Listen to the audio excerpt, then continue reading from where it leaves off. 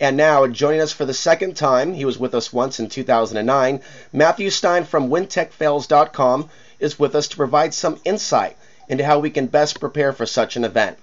Matthew Stein has an engineering degree from MIT. He also specializes in building resilient homes designed to handle most disasters.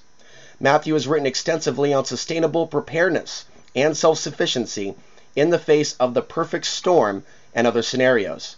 Matthew is the author of several best-selling books: When Technology Fails, A Manual for Self-Reliance, Sustainability, and Surviving the Long Emergency, and his other book, When Disaster Strikes, A Comprehensive Guide to Emergency Planning and Crisis Survival.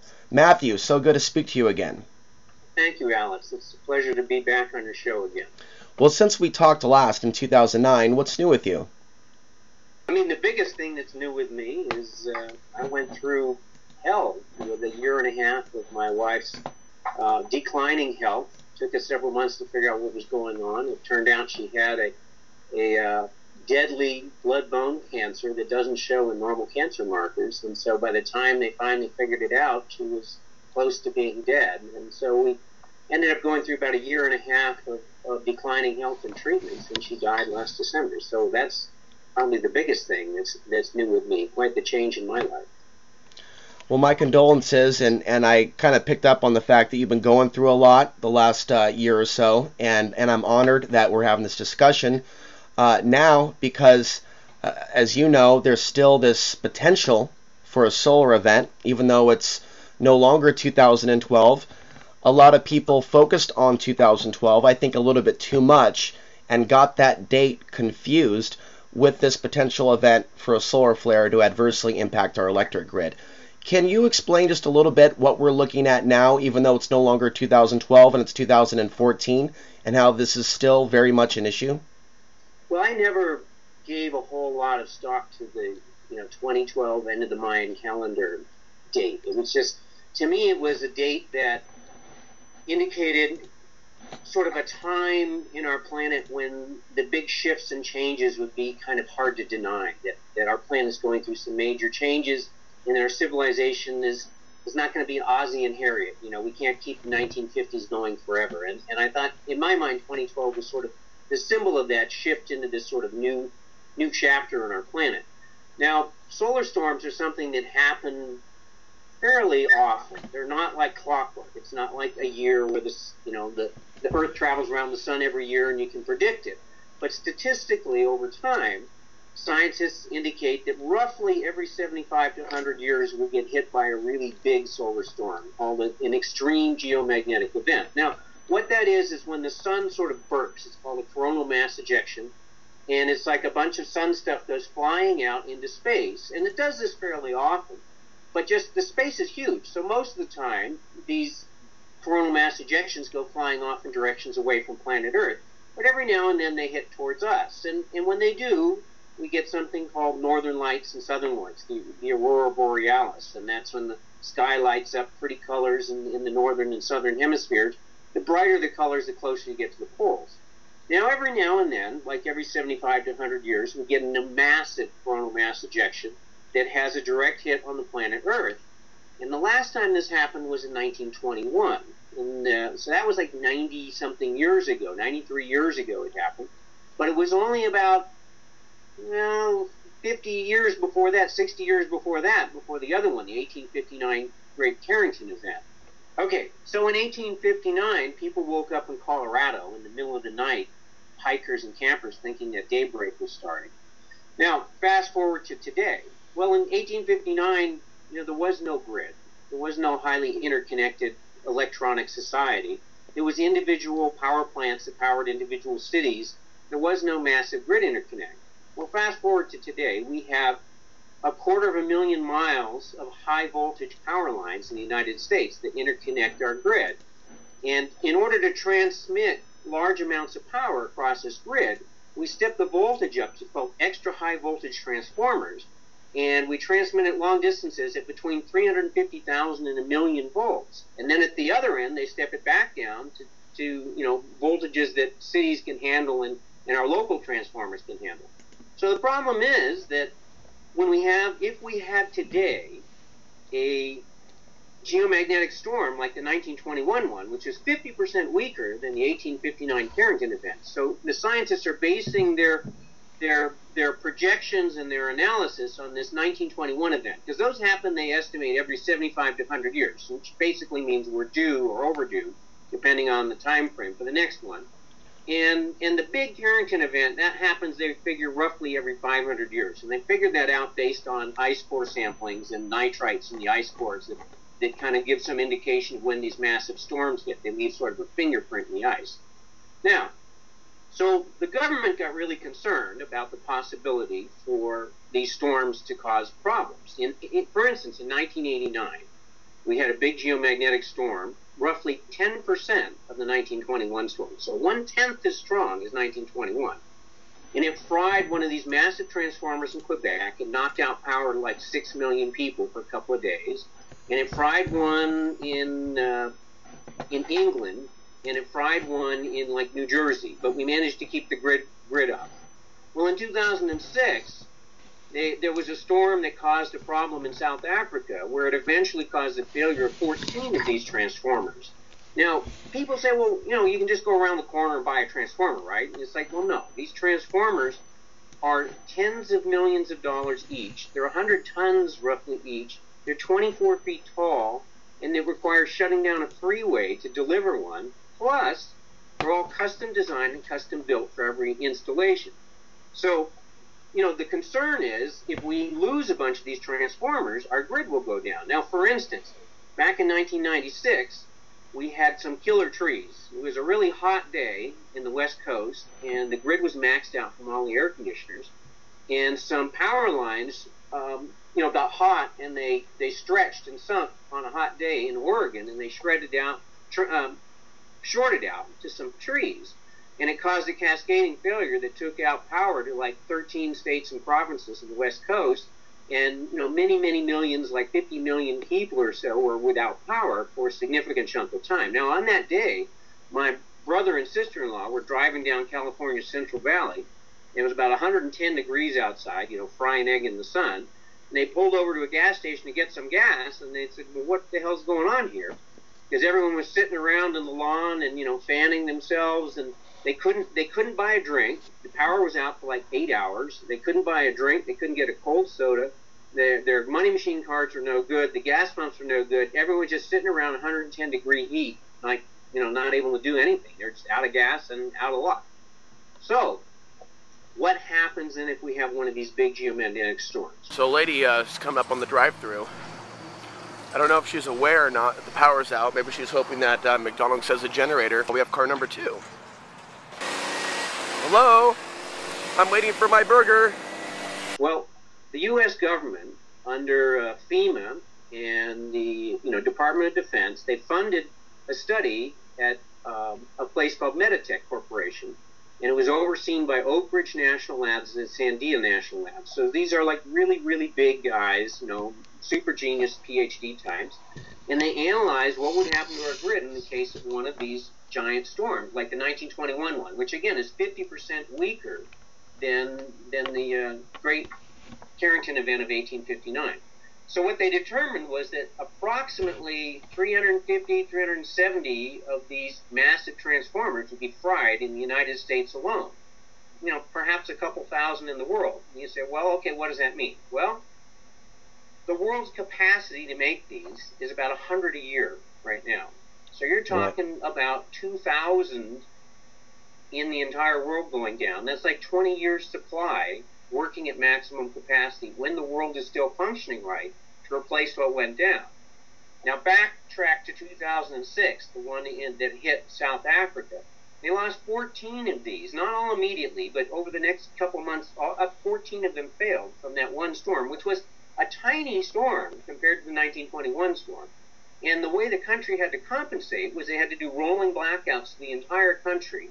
And getting the world to work maximum speed, with only one country to worry about, it took a year to replace those 14 transformers. So, and that's when the rest of the world worked. Now imagine if we have a storm like 1921's and 2,000 go down in the world. That means that most of the places in the world are screwed. They're just totally without a grid. and nothing is working. There's no air conditioning, there's no fuel refining, there's no water pumping, there's no sewage pumping, there's no internet, there's no telephones, there's no nothing. Nothing is working, everything is down. And then they're going to be relying on just the deep tropical zones of the world to put the rest of the world back together again. So in other words, Malaysia and India and Mexico and Singapore are going to be like the last remaining tech centers that are probably still functioning somewhat. But the problem there is, how much do those centers rely on stuff that's refined and produced and manufactured in other parts of the world? So you have this kind of cascading failure where the whole world is just going to really, really fall apart for a long time before it starts to figure things out and put things back together. Now, back when I was writing my most recent book, When Disaster Strikes, 2 weeks before the Fukushima meltdown and the tsunami and earthquake in Japan, 2 weeks earlier, I finished writing a chapter, the next to last chapter, called The Unthinkable, Surviving a Nuclear Catastrophe. And then 3 days before Fukushima, I finished writing, solar storms and EMP and all of this. So here, right in the 2 weeks before Fukushima, I wrote the last two main chapters of my book. And then Fukushima happened, and I get on and I'm talking about, what you can do in a meltdown situation and how best to prepare and how best to cope with it. And then I was also talking about solar storms and EMP and long-term grid failure. And one of the people listening to my radio show said, well, Mr. Stein, you discussed this Fukushima, and you told us that the official story is not that the earthquake directly caused the failure of the nuclear power plants and the meltdown of the power plants. What happened is when a power plant when the grid goes down, a power plant is designed, a nuclear power plant is designed to automatically go into emergency shutdown mode. So basically what you have is like the control rods, and you have the fuel rods. And when the control rods get in between the fuel rods, they slow the reaction down. So normally when the power plant's running at full speed, the rods are all separate, and these fuel rods are like superheated, and water's flowing around them, and that generates like superheated steam, and that runs steam turbines and generates your power. So when the grid goes down, then all of a sudden you've got this massive amount of power that a power station is supplying, and there's no place to put it. So it immediately goes into shutdown mode. So the control rods go in between the fuel rods, and they start slowing the reaction down. But it's not like flipping a switch. It takes like 5 to 7 days to cool the reaction down enough to where you can actually, the rods are cooled down enough that you can actually take them out. And they have to be cooled for 3 to 5 years in pools of water, because they're still so hot for the next 3 to 5 years radioactively. They're generating all this heat. So what happens then is the earthquake happened, and the power plant went into emergency shutdown, just like it's designed to do, and disconnects from the grid like it's designed to do. And people say, well, why can't, and then backup power came in, like emergency generators produced power to keep water flowing around these rods, because these rods are producing like megawatts of power, that's heat, and they'll burn up and blow up if you don't keep them cool. So the pumps go on and keep the water flowing, and people say, well, why can't the reactor just, provide its own power? And it's like, that would be like trying to drink out of a fire hose. You blow your face off. See, the reactor is making so much power, and the tiny amount of power, relatively speaking, that it would take to run those pumps is such a smidgen that it can't just keep making that power with no place to put it. So it's got to go just into shutdown mode and disconnect from the grid. Well, so 20 minutes later, the tsunami comes along, and these brilliant engineers, and I'm one of them, I'm an MIT engineer, and we try to think of things. Well, 4 out of the 6 nuclear reactors were operating at the time. 2 of the 6 were shut down for refueling the rods. The rods only last a year or two, and then they need refueling. They start like losing their juice. They got to pull them out and swap them out for new ones. So 4 of the reactors were operating, and 2 were shut down. Well, out of the 4 operating ones, 5 out of the 6 reactors had all of their backup generators on the ocean side. So the tsunami comes along and wipes them out. Number 6 reactor was the only reactor that had their generators on the mountain side instead of the ocean side. So that one was still functioning. So what happens is, well, 1 and 2 reactors, the 2 reactors go critical, like in 15 minutes, and start melting down, because their pumps got wiped out, the water stopped flowing. So 15 minutes later, these cores have gotten so hot that they start generating tons of steam and they start melting down and they start blowing things up. And then reactor number 5, it got a partial meltdown, and then they were able to shunt power from reactor number 6 back to number 5 to restoring some cooling. So that's why reactor number 5 was like only a partial meltdown. Okay, so then what happens? Well, you know, these reactors are designed with huge amounts, like 6-foot thick steel reinforced concrete walls to try and hold all that nasty stuff inside in the event of a failure. Well, according to Arnie Gunderson, and Arnie Gunderson was number 1 in his class at RPI in nuclear engineering, and he was senior technical vice president of nuclear energy services in Danbury, Connecticut, so he really knows his stuff.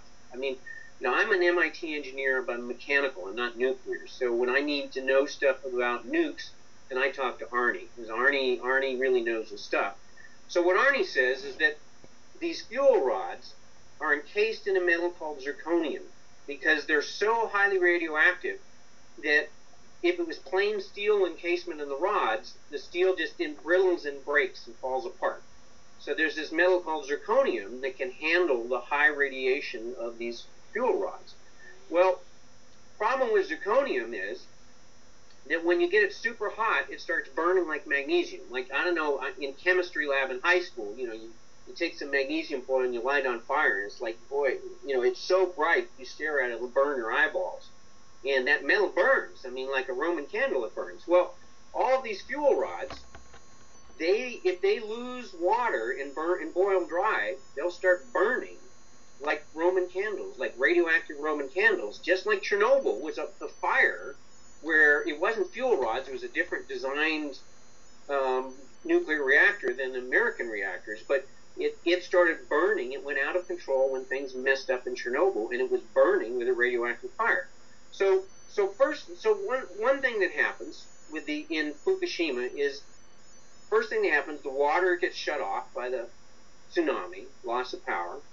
The reactors start going critical in there and start heating up and heating up and heating up because there's no more cooling water. And then what happens is when the superheated water hits the zirconium, it starts dissociating into hydrogen and oxygen. And this was according to Arnie Gunderson. So he said that the oxygen and hydrogen water starts separating into two gases, and the gases boiled up in the dome, and then they recombined in the top, and there was an explosion inside the dome, and it split the dome.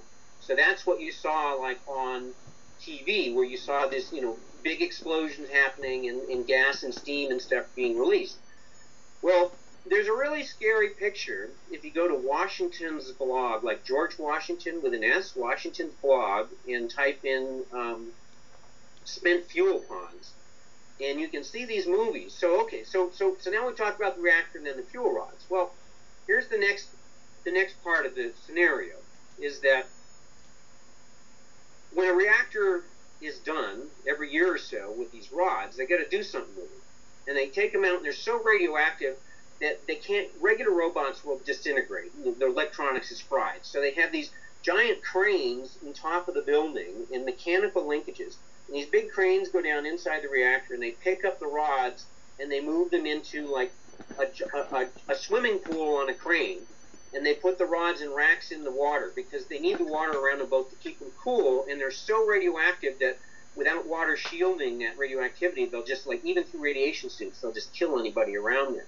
So these giant cranes, you know, remotely controlled, go down and unload the fuel rods in these big, like, kind of like a crane bucket filled with water, brings it up, moves it along, moves it over the side, and goes down into a giant 20-foot deep swimming pool with special racks in there to hold rods, and loads those rods into the pool because they have to keep them cool for the next 3 to 5 years, where they'll start burning up like Roman candles, radioactive Roman candles. So in Fukushima then, this building blows up, but they also have 10 Fukushimas worth of radioactive old spent fuel rods in these big ponds on the roof of the building. So when the building blows up, what happens to all that stuff? Well, the ponds are still there, but all the mechanical stuff, that nice, clean, shiny, cool stuff that's designed to move the rods in and out, it's blown to pieces. The building's blown to pieces. It's like in shambles. And all of this stuff is collapsed inside the ponds around them. And so now, not only, America's focused on these, like, reactors that have blown their top and are poisoning our world right now and poisoning the oceans, but on top of both of those, two out of the 6 buildings blew up. And the buildings are very shaky, and they're in a seismically active area, and there's another, like, 10 Fukushima's worth, or 10 Chernobyl's worth of fuel in these swimming pools, 20-foot deep pools, that are now filled with debris from all the machinery that's supposed to move the rods in and out, on top of these buildings that are barely standing up on their last legs. And if those were to go dry, then you'd have, like, another 20 Chernobyl's worth of material burning into the atmosphere. See, right now it's going into the oceans. So yeah, it's still in the oceans, but the oceans are really big and there's a lot to dilute it. And that's 2 reactors maybe going into the oceans, 2 Chernobyl's worth of material. But on top of these roofs, there's another 20 more. So if they go dry, say there's a big earthquake, and they go dry, all of a sudden you're going to have an atmospheric radioactive fire, just like Chernobyl, only you're going to have 20 Chernobyl's worth of material burning up there, not one Chernobyl. You're going to have 2 ponds with like 10 more Chernobyls each, so you got like 20 Chernobyls burning there. So you're talking a huge, huge potential scenario. So now, I'm talking about this in the radio show, and I talked about EMPs and solar storms and how it's going to be like, if we're lucky, we get the world limping along in 9 to 12 months, but if we're unlucky, it's more like 10 to 20 years, if ever, before the world kind of puts itself back together again after a massive solar storm. And then the guy says, well, Mr. Stein, I don't have an MIT degree like you do, but I'm listening to what you're talking about Fukushima, and how they failed because they didn't have the backup cooling. And I'm listening to how you're talking about the long-term grid down scenario that happens in an extreme geomagnetic event, like happened 70 years ago, and happened 50, 60 years before that. And I said, well, Mr. Stein, what do you think is going to happen to our nuclear power plants? We got 442 in the world, 104 in the United States. And how are they going to keep them cooled when the grid's down and there's no fuel going? And it's like, oh my God. I can't believe this. I wrote these 2 chapters 2 weeks apart, and I did not connect the dots. It took somebody listening to me on the radio show to connect the dots. So it's like, of course, they're going to run out of fuel, and they're going to be massive Fukushima-like events happening all over the United States and all over most of the world's reactors in the northern hemisphere. There's only a few in the southern hemisphere. So the northern hemisphere, if we don't play our cards right, it's going to be toast. One thing I want to add briefly, Matt, we have a little bit of feedback. Okay, I don't know. We have a little feedback. I put my hand on my computer. Maybe that was a bad mistake. Okay. I'll talk a little bit until the sound goes down. I don't know what was. Are you listening off of the headphones? Okay. So what I was going to say is, and then we'll edit this part in. Well, what you're saying is very interesting, Matthew, but I do have to say that I worked for a particular individual that had his own electric company. And when you wrote that article, which is over at Wintech Fails, about the 400 Chernobyl risk that you just went over, he laughed at it. And this is someone that worked in the electric industry. So I don't know whether it was just ignorance or denial, but I found it very baffling that someone that did this for a profession would be in denial of this potential reality. He thought this whole thing was quack science, without even reading the article himself. Why do you think that there is such denial from people in the industry that this is a potential reality, that this actually could happen? Well, denial is not just a river in Egypt. There's huge denial because people have this God-like worship of technology, where they think that technology has all the answers and it's fine. So I'm going to read you a little letter right here. I'm going to pull it out, and I'm just going to read a selection from this. Now, the guy who wrote this, I like to call him Billy Graham, but his name is Dr. William Graham, and he's a PhD. He's worked for 30 years for the Department of Defense in the nuclear Department of Defense program. He was Ronald Reagan's chief science advisor during the Reagan years, so this is no dummy. And he said he wrote this letter and he addressed it to the chairman of the U.S. Nuclear Regulatory Commission. and he copied Obama, and he copied a whole bunch of senators like Stephen Chu, Secretary of Energy, John Holden, Director Officer of Science and Technology, Senator Lieberman, Lisa Murkowski, Senators Collins, Senator Levin, bunch of representatives, Waxman, Upton, Representative King, Thompson, McCone, Adam Smith, Roscoe Bartlett, whole bunch of people. So here he is, Ronald Reagan's chief science advisor, PhD, major big dude in the U.S. nuclear program, and he said, this letter is to urge you, as you form plans to protect U.S. nuclear reactors from Fukushima-type disasters where electric power to support nuclear power plant operations is lost, for a protracted period, to take account of the very real threats from a great geomagnetic storm and from a nuclear EMP attack. Now, this gentleman was the commissioner of the bipartisan EMP Commission that was sponsored by Congress, both Republicans and Democrats, to study the threat to grid and national security of both EMPs and solar storms. And so this man is no dummy, and this man agrees 100% with me that we're going to see multiple Fukushima-like events in most likelihood if we do not plan, and there are ways to plan to prevent these from happening. If we blindly go along like your friend saying, oh, that's a bunch of horse, that's a bunch of bull, and it's never going to happen, and, you know, this is just a bunch of crock. If we don't plan for it, this is a guaranteed scenario. Now, statistically, scientists predict we have a 1 in 8 chance every decade of an extreme geomagnetic event happening. So I don't know about you, but if somebody told me, oh, don't worry about getting on that plane, there's only a 1 in 8 chance it's going to crash, I wouldn't get on that plane. If I was told there's only a 1 in 8 chance it's going to crash. Well, we're being told there's only a 1 in 8 chance it's going to crash every decade. So every 10 years, we have a 1 in 8 chance. Well, 1921, let's see, that's 93 years ago was the last extreme event. And so it's been 9 decades, and they're telling us we have a 1 in 8 chance every decade. So that means we've already dodged the bullet for longer than statistically, I mean, you know, it's a crap shot. It could be 200 years, it could be 10 years between an extreme solar event. So here's my question, Matthew. If the government hasn't adequately backed up the grid or done any reinforcements, if they haven't allocated the necessary funds to doing something, what are they doing, if you have any knowledge of this, with Grid X2, the recent drill that took place last year in late 2013? Are the drills that they're doing, are they based in actually preparing for the solar event and helping the people, or is there perhaps maybe another agenda to these drills?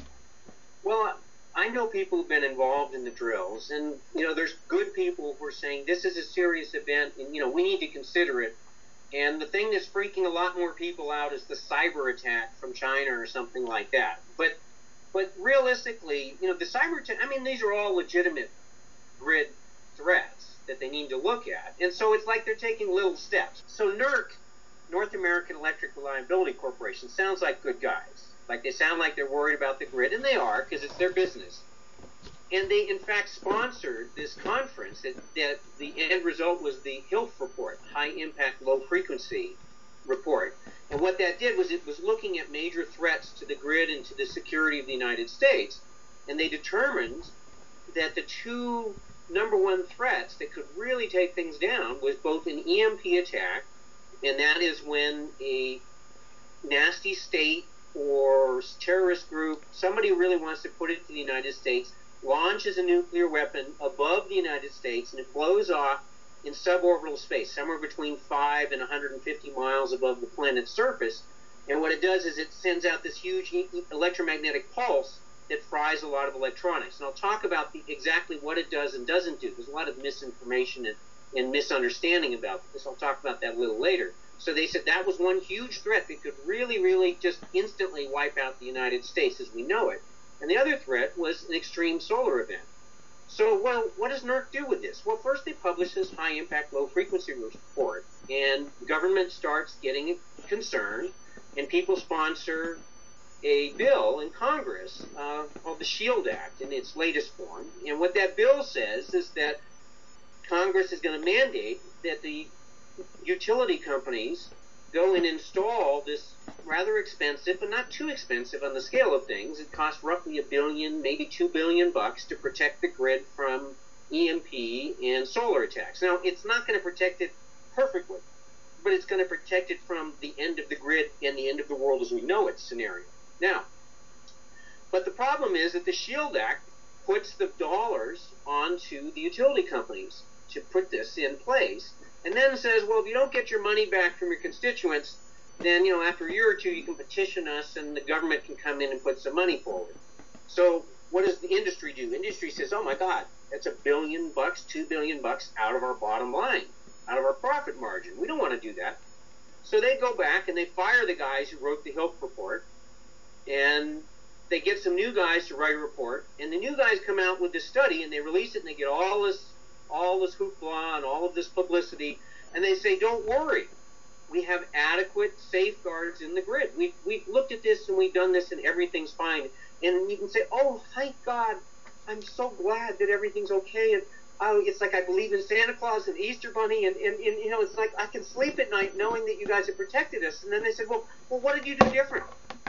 And they said, oh, we just looked at the data and we decided everything's okay. And they said, well, did you check the verification on the Meditech study? And they said, no, we don't have the code. We don't have access to the computer code, the Meditech study. So we couldn't, verify or unverify that data in the study. But and they said, well, what new study did you do? Oh, well, we didn't do anything new. We just decided that we're okay, that everything's fine. And so, if you believe in that, then I got a bridge I want to sell you, and I definitely want to sell you some Easter bunny eggs, and and Santa Claus is coming down my chimney this Christmas. So it turns out that industry didn't want to pony up the $2 billion to fix the grid themselves, and so they came up with this bogus report saying everything's okay. And it's like, well, what about all those Los Alamos labs and Sandia National Labs and the guys at Oak Ridge that double-checked the study before? Are they wrong? They said, well, yeah, in our opinion, we think those guys are wrong, and we think we know the grid better than they know the grid. Well, what about those 16 transformers that fried from a solar storm that was less than 10% of what happened in 1921? Don't you think that would do something? I mean, if 16 went down in the United States, we'd be really screwed. And we're talking 350, 400 going down in the United States, not 16. I mean, we're talking, if 16 took a year for the world to fix when the whole world was working well, how are we going to fix 300 when the whole world is in the same boat as we're in? So it's if you believe that it's okay. So now look at this scenario.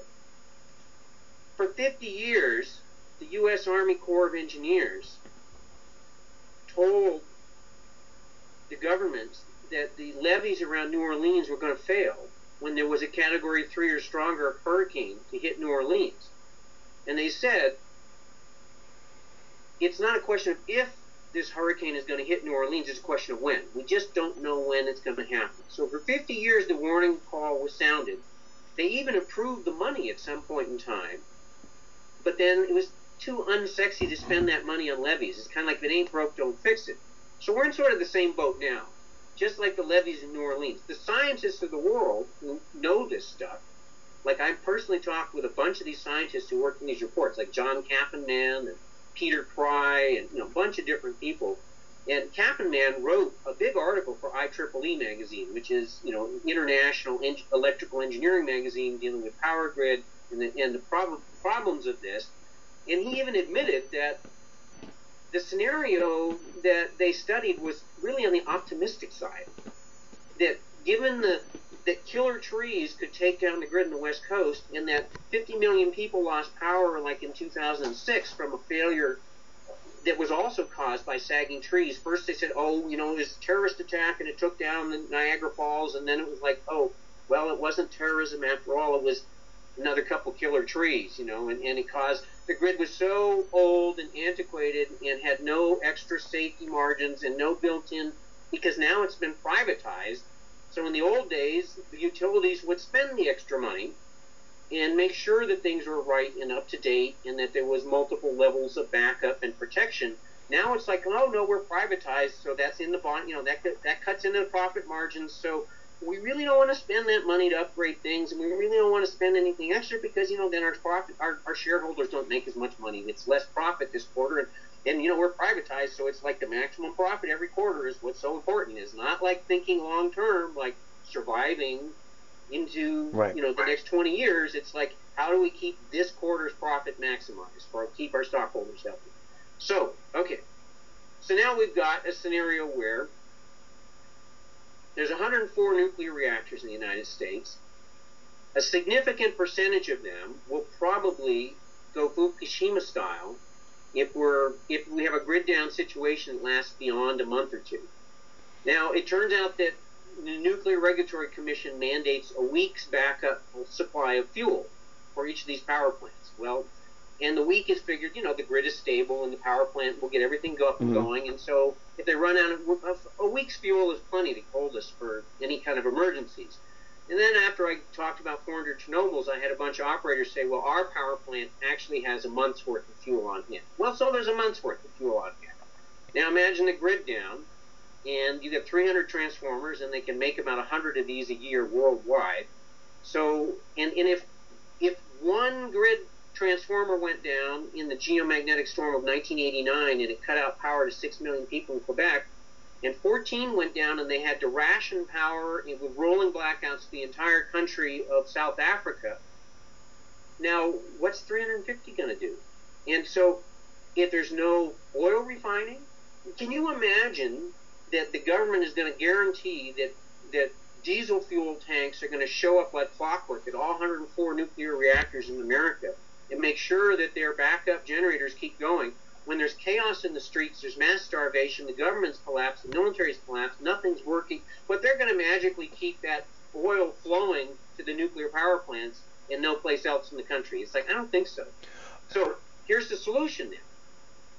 For $1 billion, they can, maybe two, they can install the new equipment that's been designed. There's these super fast vacuum tubes, like giant vacuum tubes that have been designed. And I spoke to the guy in this corporation that actually makes this stuff and has invented this stuff. And he has the largest EMP lab in the country to do DOD stuff for testing electronic things for the military of what would happen in the event of an EMP. So he really knows his stuff. And they designed this stuff, and for about $1 to $2 billion, they could install the equipment to shunt the power around these massive transformers in the event of an EMP or solar storm and a grid collapse, preventing grid collapse. And then for maybe another $1 billion, we could put backup fuel and backup generators and backup key electronics installed in EMP-hardened containers at each of those 104 nuclear reactors. So in the event of a major EMP attack or a solar storm, then we could keep those reactors protected and cooled, so at least they're not going to go Fukushima style and end life as we know it on planet Earth. So for the price, now how much is that? Well, $2 billion is what a single stealth bomber costs. And the official bailout for Wall Street was like $500 billion. The unofficial was several $1 trillion. And so for a tiny, tiny fraction of what we spent bailing out Wall Street, we can prevent the end of the world as we know it. So that's the good news. Bad news is they're just talking about it. And the bad news is it's kind of like climate change. It's like industry gets in and says, our bottom line's at stake, our profit margins are at stake, so we're going to muddy the waters and we're going to put this other, bogus report in there to tell you everything's okay because we don't want to pony up the money. So that's where we stand. Now, how about talking about the difference between an EMP and a solar storm? You want to go into that now? Yeah, I think that would help. Okay. I got a little echo here back. Maybe you just turn the speakers down just a little bit more. Turn my speakers down? Yeah. That way, I can maybe come in once in a while and then I'll come back. That's perfect. Is that good? Is that loud enough for you to hear? Yeah, it's fine. I think it's every time I put my hand on my computer, it causes problems. So I got to keep my hands away from it. Yeah, I have my computer 2 feet away right now. So Matthew, explain to us which is more threatening, the EMP situation or scenario or the solar flare? Well, I'm personally a lot more worried about solar flares. They're both really, really serious, and I'll explain the differences. Now, so a solar flare does not destroy your personal electronics like an EMP does. So an EMP is this electromagnetic pulse that goes, when a nuclear bomb blows off above the planet Earth, it generates this charged particle event in the upper atmosphere. But there's three effects from an EMP, and there's really only one effect from a solar storm. So with an EMP, you have an E1 effect, and that's like a speed of light, like nanoseconds, fraction of a fraction of a fraction of a fraction of a second. It's just like, psh. And what that effect is like, it's like going and rubbing your feet on the carpet on a cold winter's day and opening up your computer cabinets and putting your fingers in there and sparking a bunch of chips and saying, gee, I wonder what that did. So the EMP effect is like inducing these little electrostatic events like all over in the zone. And to get an idea of how big an effective area, if you have a large nuclear device that's blown off, say, like 70 miles above planet Earth, it's going to affect an area of, say, roughly a 1,500-mile circle. We've got a good graphic for that. Now, how big is that? Well, draw a circle on your map that goes through Quebec, Canada, and goes to Miami Beach, Florida. And so that'll cover most of Texas. It'll cover the entire eastern seaboard of the United States. It'll cover Chicago. It'll cover like 3/4 of the population of the country. And it'll cover, and what will it do within that effect? Well, the E1 effect is going to go out, and it's going to cause electrostatic effects that destroy most of the complex, digitally controlled electrical systems in our country. Now, your iPhone, probably going to be okay. It's just a discrete little component. It's got no big antenna. It's probably going to be fine. Your cars, surprisingly enough, in actual EMP tests done by the U.S. DoD, roughly 15%, 1 out of 8 of the cars driving down the road will just stop dead. They'll stop. That's only 1 out of 8. Most of the cars will have some kind of electronic anomalies and things, but you see, a car is designed to be quite resistant to static kind of things. See, cars are discrete. They got rubber tires. They're self-contained. They're insulated. And they've got sparky things going on inside of cars all the time anyway. So they're fairly hardened from an EMP point of view. Now, but here's the downside. Pretty much in EMP tests, every electronic digital control system that's connected with wiring of any kind, like network cords, like all of the stuff that runs our factories, all of our stuff that runs our refineries, all of our stuff that runs the internet, all of our stuff that runs the phone systems, all of our stuff that treats our water, all of our stuff that air conditions our air, all of our stuff that makes our world go round, that's going to die. All the complex digital control systems, the digital logic controllers, the DLCs, the programmable logic controllers, the PLCs, and all of the remote SCADAs, sensory control and data acquisition systems. They're the remote eyes and ears that run our nuclear power plants. Like, little guys in suits can't go inside the nuclear power plant and make it work inside the reactor itself. It's all done remotely. So all of those complex digital systems that make the stuff in our world go around, that's toast. It's done.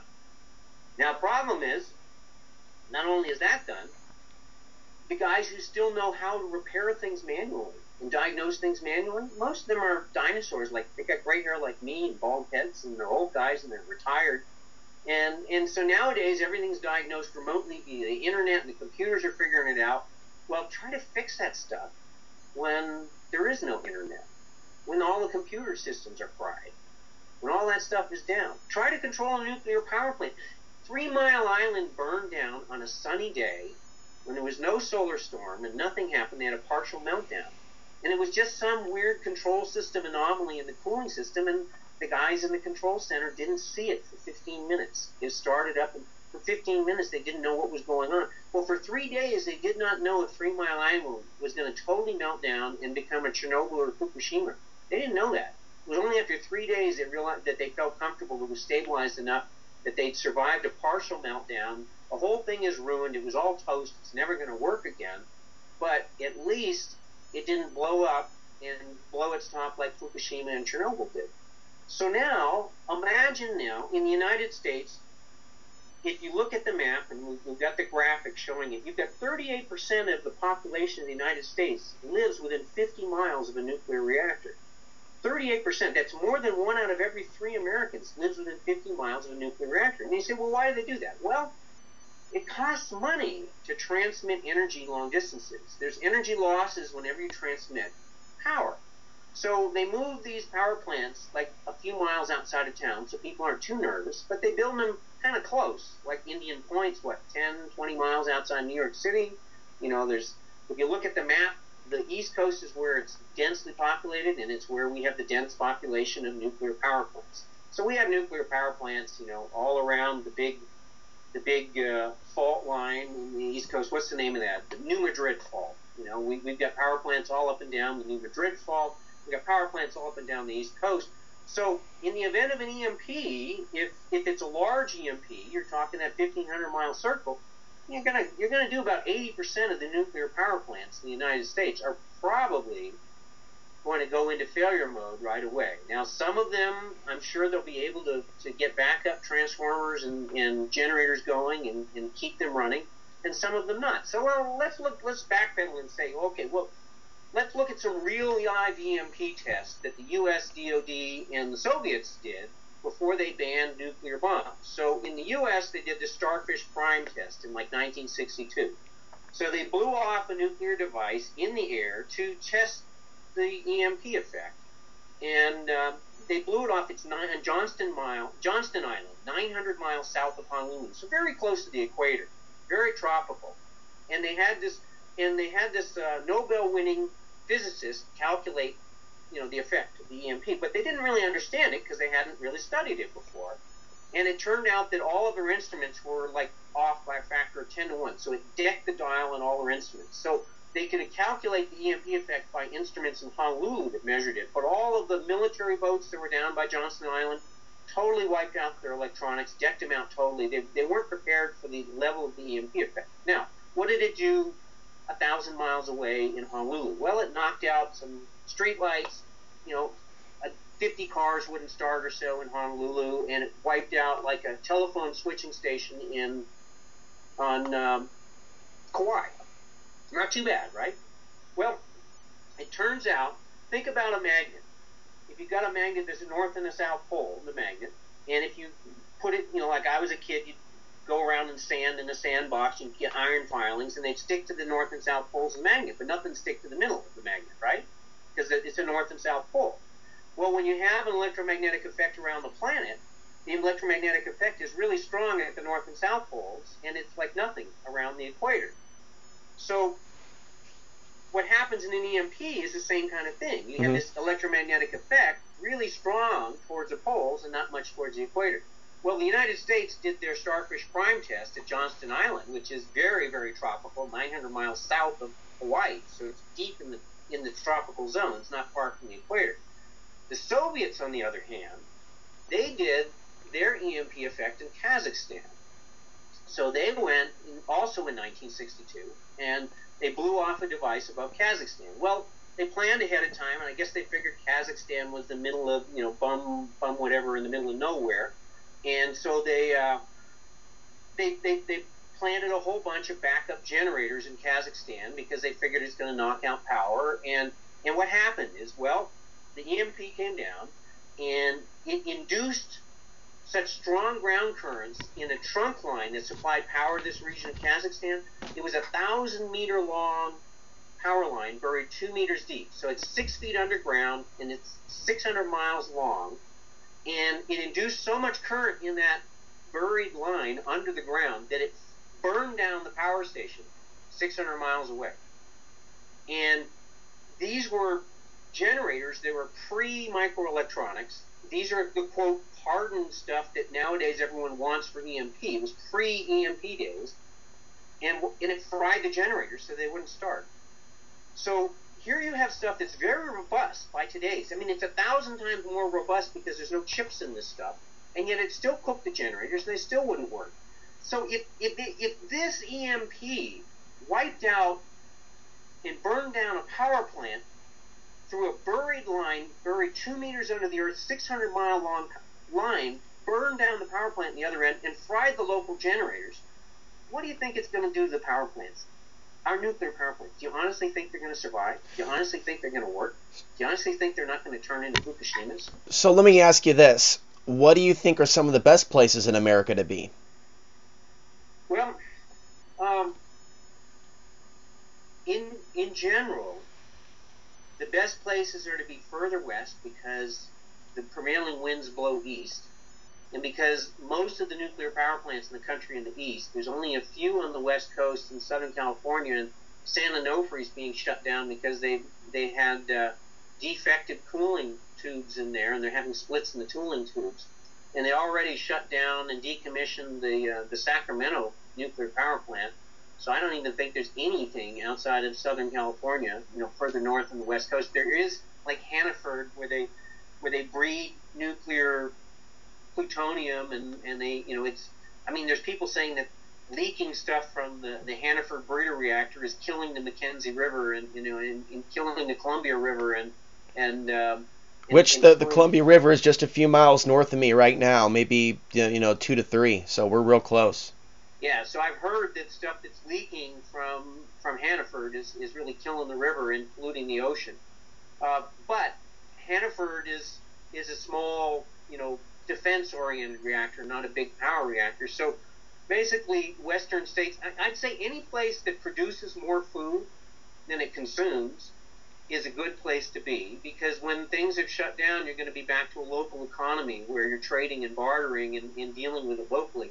So if you're in an area where you're consuming a lot more food than you produce, like most of the East Coast is, and an area that's downwind from most of the nuclear reactors, like most of the East Coast, then what you have to plan for is a plan for getting out of town. Because, and let's go back to like difference between EMP and solar storm. So again, the EMP, the E1 effect is that sparky effect. The E2 effect happens in the next like half to 2 or 3 seconds.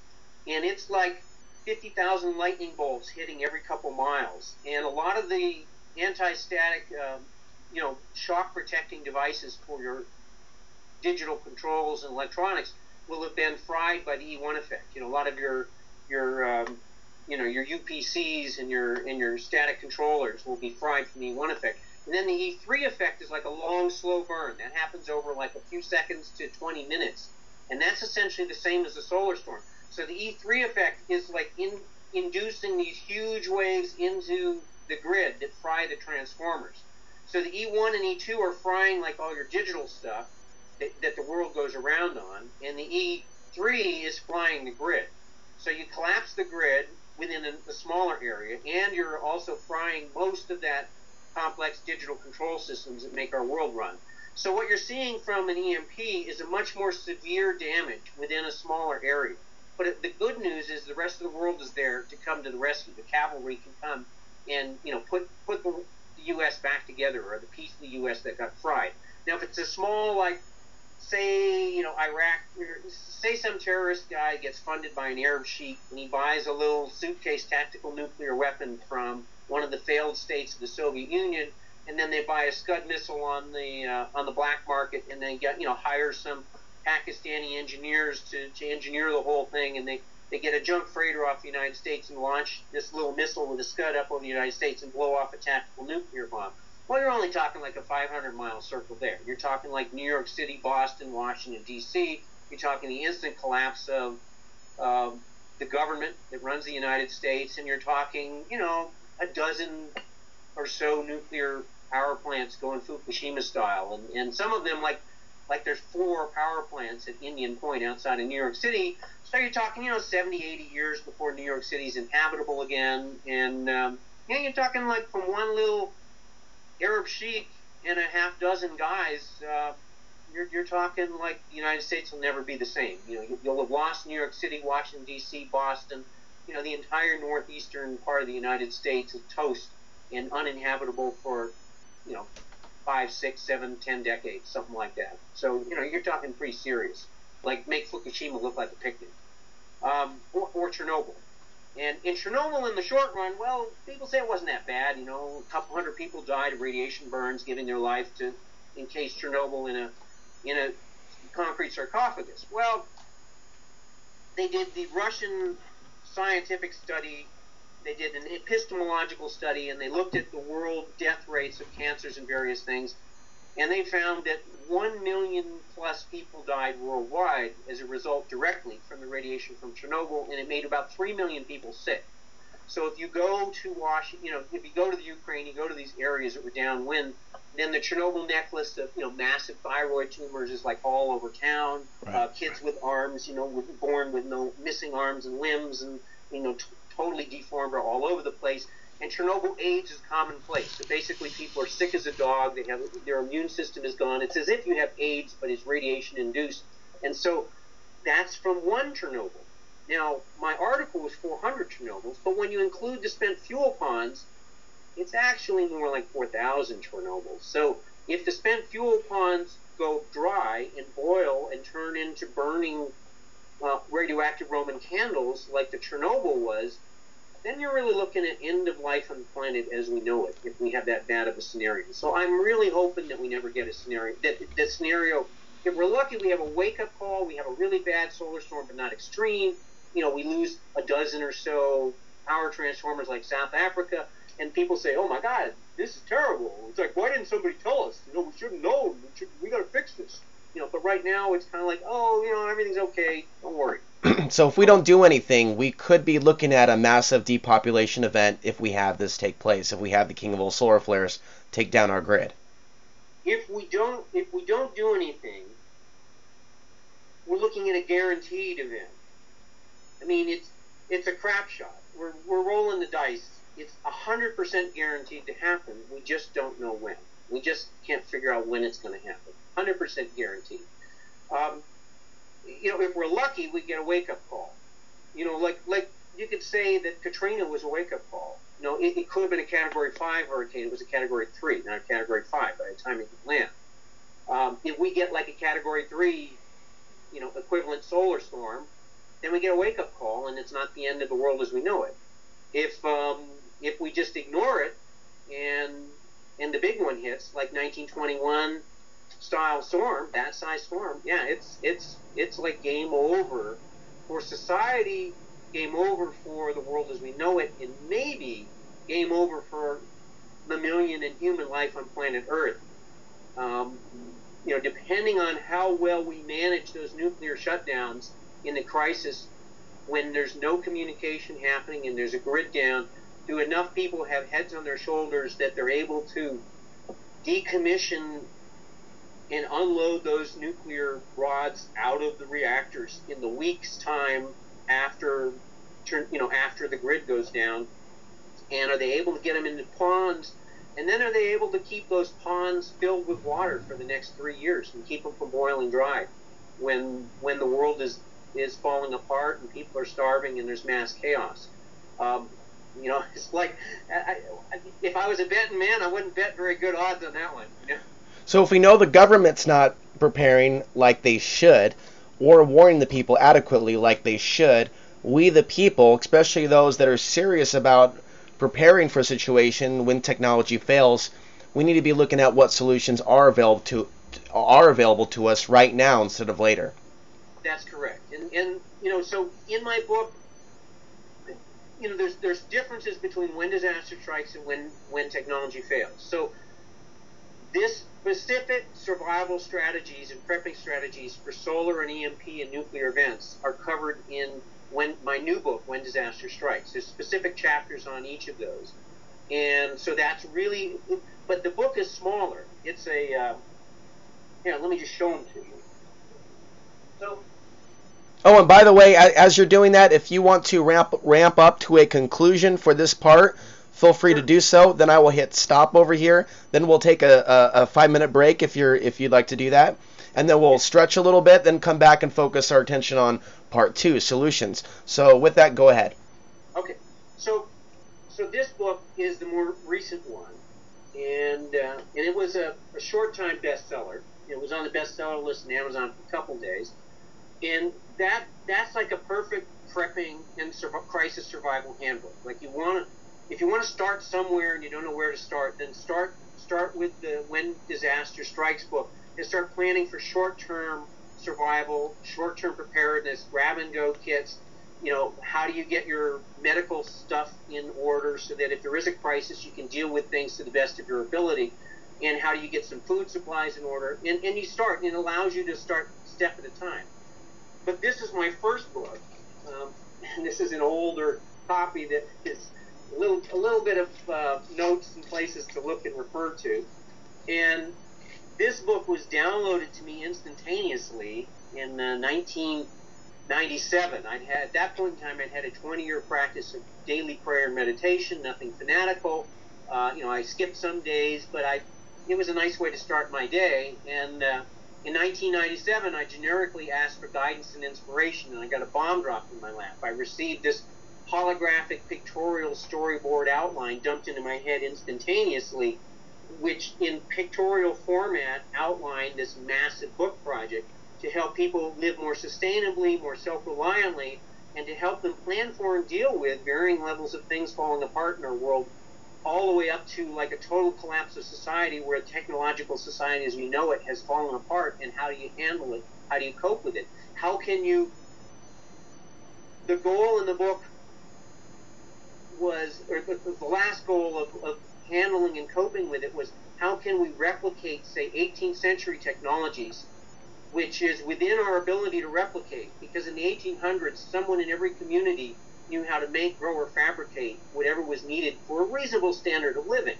And so the point of this was, how can I reteach and recover that old knowledge that has been mostly lost and allow people to replicate, say, an 18th century, because I'd much rather fall back to the 1800s than to caveman, Mad Max, Stone Age days.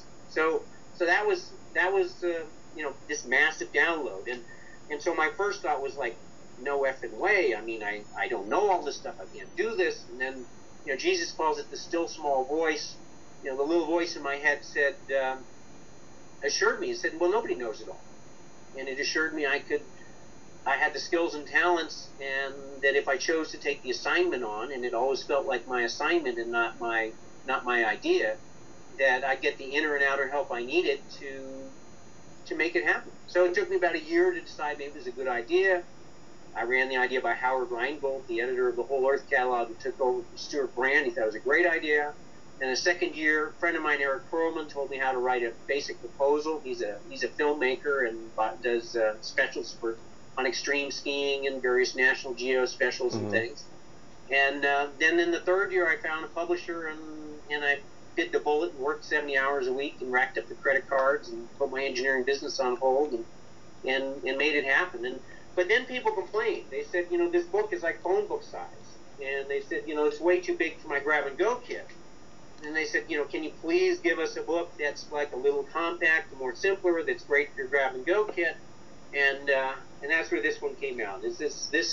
It's got a built-in survival guide and a first aid guide, and it's a prepping and survival manual, and much smaller to put in your grab-and-go kit. But, if the world fell apart, I got to have the big book.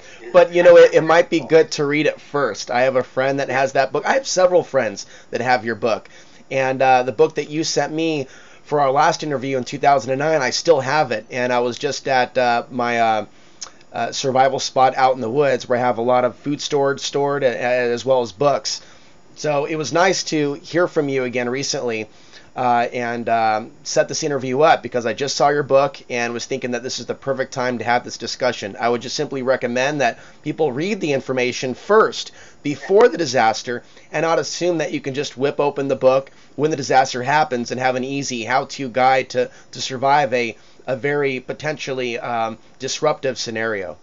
Well, and practicing is so important, because these basic things, like if you've never camped, start car camping, and then switch to a little, and if you can't handle a backpack over long distances, just go out in the woods and try to camp by yourself, because there's nothing like carrying everything on your back and being out for a few days and finding like, oh, God, I wished I had brought that. Or my back is aching and there's this stuff in here I never touched and never needed, and I wished I hadn't brought that. So it's like doing a little of that is so important, because it helps get you figure out what's really, really important and necessary and what's not so necessary.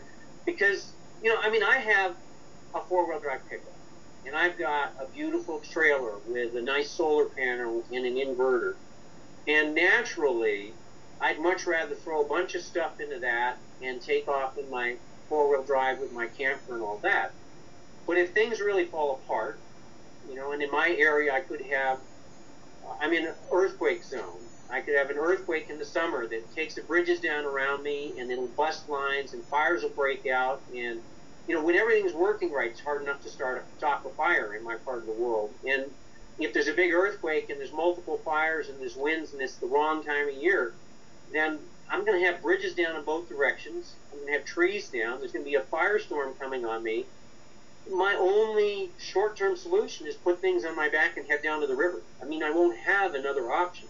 So you got to think about different options. And say you're on the East Coast and there's an EMP or a solar storm. Mm-hmm. And it's like, do I have a bicycle? Do I have a little trailer to haul behind it? Do I have good footing so if someone takes my bicycle, I can continue on foot? Can I plan ahead to get myself the 1,000 miles west to get out of the downwind zone of these nuclear power plants going off? Because in a nuclear event like that, the contamination gets worse day by day by day by day. So it's in an event where there's like a nuclear bomb goes off, staying inside and insulated from the radiation for a couple of days is critical, because the radiation curve goes like this. In 2 days it's down to 1/100th of what it was in the first hour. But in a nuclear meltdown or dirt situation, it's the opposite. The radiation curve goes like this. It gets worse and worse and worse over time. And so you've got to minimize your exposure and get out of there. And you'll have time before they melt down, hopefully. But in the event of an EMP, they could be melting down in 15 minutes in an EMP. So if you can figure it out, because nothing's working, if you can figure out what happened, then, and it's an EMP and not a solar storm, meaning like a lot of, like your cars aren't starting and stuff, it's EMP and not solar. If it's solar, yeah, you go out at night and the sky's lit up like incredible and the grid's down, but your electronics is working except there's no grid. But, battery operated things still work fine. And then with that, you'll know that things will get worse and worse and worse and worse every day as you get a cascading failure scenario. So getting out of town and getting your strategies is so important to know, because you'll be way ahead of the game if you have information and have a strategy and a plan, because other people will just be like freaking out and not having any clue as to what to do and not have any idea. Well, when we come back in part 2, let's get into the different scenarios one might face, what they need to do if they're stuck in the city, what they might want to pack up and have prepared if they have the opportunity to get out of the city in the event of a disaster. And we'll also spend some time for those that are already off the grid that want to make sure they have all their bases covered. We'll also talk about the psychology, how to stay calm, and the survival skills that perhaps somebody may need to have in such a event. Matthew Stein, thank you for being with us. We will be back with you in just a moment. As far as everybody else, stay tuned. There's a lot more information coming your way. Okay, this is now hour 2 of our interview with Matthew Stein, author of When Technology Fails and When Disaster Strikes. Matthew, what is the difference between being self-sufficient and being a survivalist? Well, self-sufficient is having the tools to know that you can do things on your own, kind of more like the pioneers. And When Technology Fails is about self-reliance and self-sufficiency. How can you do things the way somebody in the town knew how to do all this stuff in my grandparents' days, around the turn of the century, 19th century, the turn of the 1900s. Somebody knew how to blow glass. Somebody knew how to milk a cow. Somebody knew how to make cheese. Somebody knew how to make shoes. Somebody knew how to tan leather. Somebody knew how to blow glass. Somebody knew how to make ceramics. They could do all of those things. There was a foundry probably that could cast horseshoes. And there was a blacksmith who could forge steel and, take pig iron and forge it into steel and add carbon to it and make hardened steel tools out of that. People knew those skills. So that's self-reliance in that. And then the second part of the book is sustainability. In that right now, the way the world's going is totally non-sustainable. We're headed for ecological collapse. Basically, our oceans are collapsing. 11 out of 15 of the world's fisheries are either in collapse or on the verge of collapse or close to collapse. The acidity of the ocean is rising. We're having massive shellfish die off in places. If it rises a little more, we're not going to be able to have crustaceans in the ocean and shellfish anymore because they just simply can't survive in that. We're over half the forests of the world have been cut down, most of that in the last 30 years. We're seeing massive die-off of plant and animal species on the planet. We're seeing the sixth major extinction out of the last couple billion years. We're seeing the sixth major extinction, the last one being like 60 million years ago when the dinosaurs got wiped out by a big asteroid or something. So we're seeing the impact of human beings on this planet in unsustainable ways that are guaranteed to collapse the world as we know it. So part of the book is about how do we as individuals live more sustainably, live in ways that are less damaging to the planet, and how do we promote that? Because if we're going to survive as a species and as a society, we've got to change the way we do business in the world. And then the last part of the book is surviving the long emergency. Well, what does that mean? Well, the long emergency is all of the stuff we're doing to our world is not going away in the near future. And it's probably going to get a lot worse than it is right now. And the recent IPCC thing, International Panel on Climate Change, has basically said, things are a lot worse than what we were anticipating even a few years ago. And so the changes we're going to see within the next couple of decades in the next century are really, really drastic. And whether they're true or not, there's people who debate that they're not. But even if they're not, the truth is we are collapsing the oceans. We are cutting the trees down. We're having desertification, and we're having crop losses, and we're having water shortages. We're having all kinds of things in the planet. And if the climate's changing because of some reason, and it's not human beings, it's hard to believe that our stuff on the planet isn't affecting it. But if magically humans aren't causing it and it's being caused by some other thing, we still have to deal with it. So the long emergency is, how do you plan for and deal with these changes in the world that are going to disrupt society, disrupt our being able to go down to Safeway and buy what we want and get everything at Costco and go to the gas pump whenever we want and get gas in the car and have our nice little world work the way it is. It just ain't going to be that way. So the book is about covering all of those. It's not just being a survivor or a survivalist. It's the whole thing. Self-reliance, sustainability, planning for, dealing with, and coping with these changes in the world.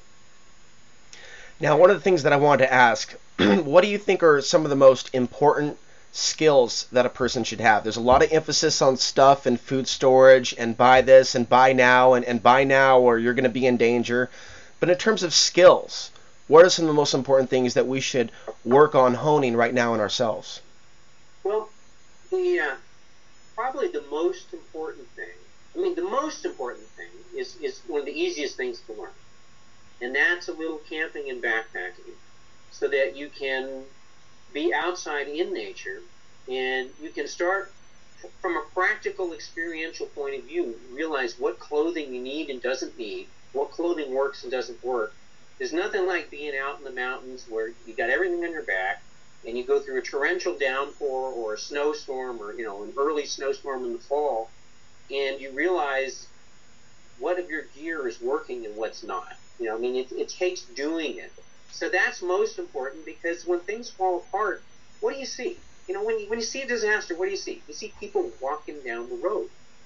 If it's not a real big disaster when they're in their cars and they've got food from the supermarket and they're staying in a hotel. That's an inconvenience, not a disaster. In a disaster, they're walking down the roads. So here's like number one thing, what's one of the most important things in my grab and go kit? It's an 1.5-inch roll of cloth, first aid, athletic tape. And people say, well, why is that the most important thing? It's like, well, think about it. Most of us aren't used to walking that much. I'm a runner and I'm always out hiking and stuff, but most of us are not. So what happens? People go walking down the road in shoes they're not used to walking at the far end, and they blister up. Their heels blister and they hurt. Now, I told this to a guy on a radio show. This is a real hard guy in Arizona. He's got like 75 guns in his gun collection. He's a total survivalist hard guy. And he laughs and he tells this is a real embarrassing story. He said he was down in backpacking in the Grand Canyon. And he didn't have moleskin, he didn't have athletic tape like I'm talking about, and he blew his heels out. They blistered and they burst and they were bleeding and they were oozing, and I had to call a helicopter in because the guy was his feet were so raw he couldn't go anywhere. So the helicopter shows up, and the first thing the pilot says is, "Boy, you better have a credit card and it better have a lot of room on it, a lot of credit left on it, because this is going to cost you." Now, I don't know about you, but I know chances that I can call a helicopter in an emergency situation to come and pick me up are pretty damn slim. So that roll of tape, as soon as you feel the hot spots, you take the tape and you take a few inches of it off, and you scrub. You take the sticky side, you scrub the back of your heels or wherever you're hurting and you're sore, and you scrub all the scummy oils and dirt and scum off of there, and then you put that tape in your pocket or throw it away, whatever. You take some fresh tape out and you put overlapping layers over the hot spots, so that the motion on your rubbing on your shoe isn't going to just peel that tape right off in 10 minutes and cause you more problems. Now you're back in business as you're going. Or maybe you sprained your ankle, tape your ankle up. Maybe you hurt your wrist, you can tape it up. Maybe you've got a tear in your down jacket, you can tape that up. You know, a little duct tape will work too in a pinch, but I'd rather have tape made for my skin than duct tape if I needed to. So that's like a really important item. But now think about expand to skill sets. And I like to tell another anecdote to make this point. I was sharing a radio show with a guy from Arizona that teaches primitive living skills. It may have been Cody Lundeen, and it probably was, but it was this is like 10, 15 years ago, and I had no idea who Cody Lundeen was. My guess is it was him. And he was sharing information about his primitive living skills, and he said that in his classes that they go through like a week of learning how to make everything and do everything from scratch, like the old Native American way. And then at the end, they don't go out on solo, but they go out in the wilderness with no tools, no knives, no needles, no fish hooks, nothing that they can bring with them from our technological world, except for the clothes on their back and their feet and their shoes on their feet. They don't make them go naked. And he says typically they split into groups of men and women. And so the men go and the men focus on men's stuff. They focus on hunting and fishing and manly kind of stuff. And the women group together typically, and they'll go out and they'll focus on foraging for edible nuts and fruits and tubers, things like that. And so come day 3, there's like a 3-day wilderness, all by yourself experience. Come day 3, the women usually take pity on the starving men who haven't been able to catch or kill much of anything, not having any of their high-tech tools. And the women share their bounty that they scavenged and foraged for with the men that were starving. So extend that out now. I grew up in Burlington, Vermont. My dad took me hunting and fishing as a little kid. I had 12-gauge shotgun, went deer hunting and duck hunting and all that. And everyone wanted to go hunting on the first day of hunting season, because the first day of hunting season, man, those geese and those ducks, and those deer, they're pretty plentiful, and your chances were best on that first day of hunting season. And as every day went on, the deer and ducks that didn't get shot, well, they learned to make themselves pretty scarce pretty quickly, or they were going to get shot. And so by the end of hunting season, it's like you didn't really see much of any game out there. Now, in a collapse type scenario, it's going to be like the last day of hunting season 100 times over, 100 times worse. We're in a very heavily armed society. A lot of macho guys are like, I got my guns, I got my fishing rod, I know I'm going to be fine. Well, this ain't the days of, 10 million Native American people with their spears and their arrows, going out in the world. This is the days where, there's 350 million of us in this country, and a lot of them are pretty heavily armed. So your ability to forage is extremely important to your survival in a collapse type scenario, because the game just isn't going to be there. Your guns and the ammo will be helpful for maybe protecting yourself, for trade and barter, and maybe if you're really lucky getting a shot off at something. But it's your foraging skills that are going to be putting food on the table.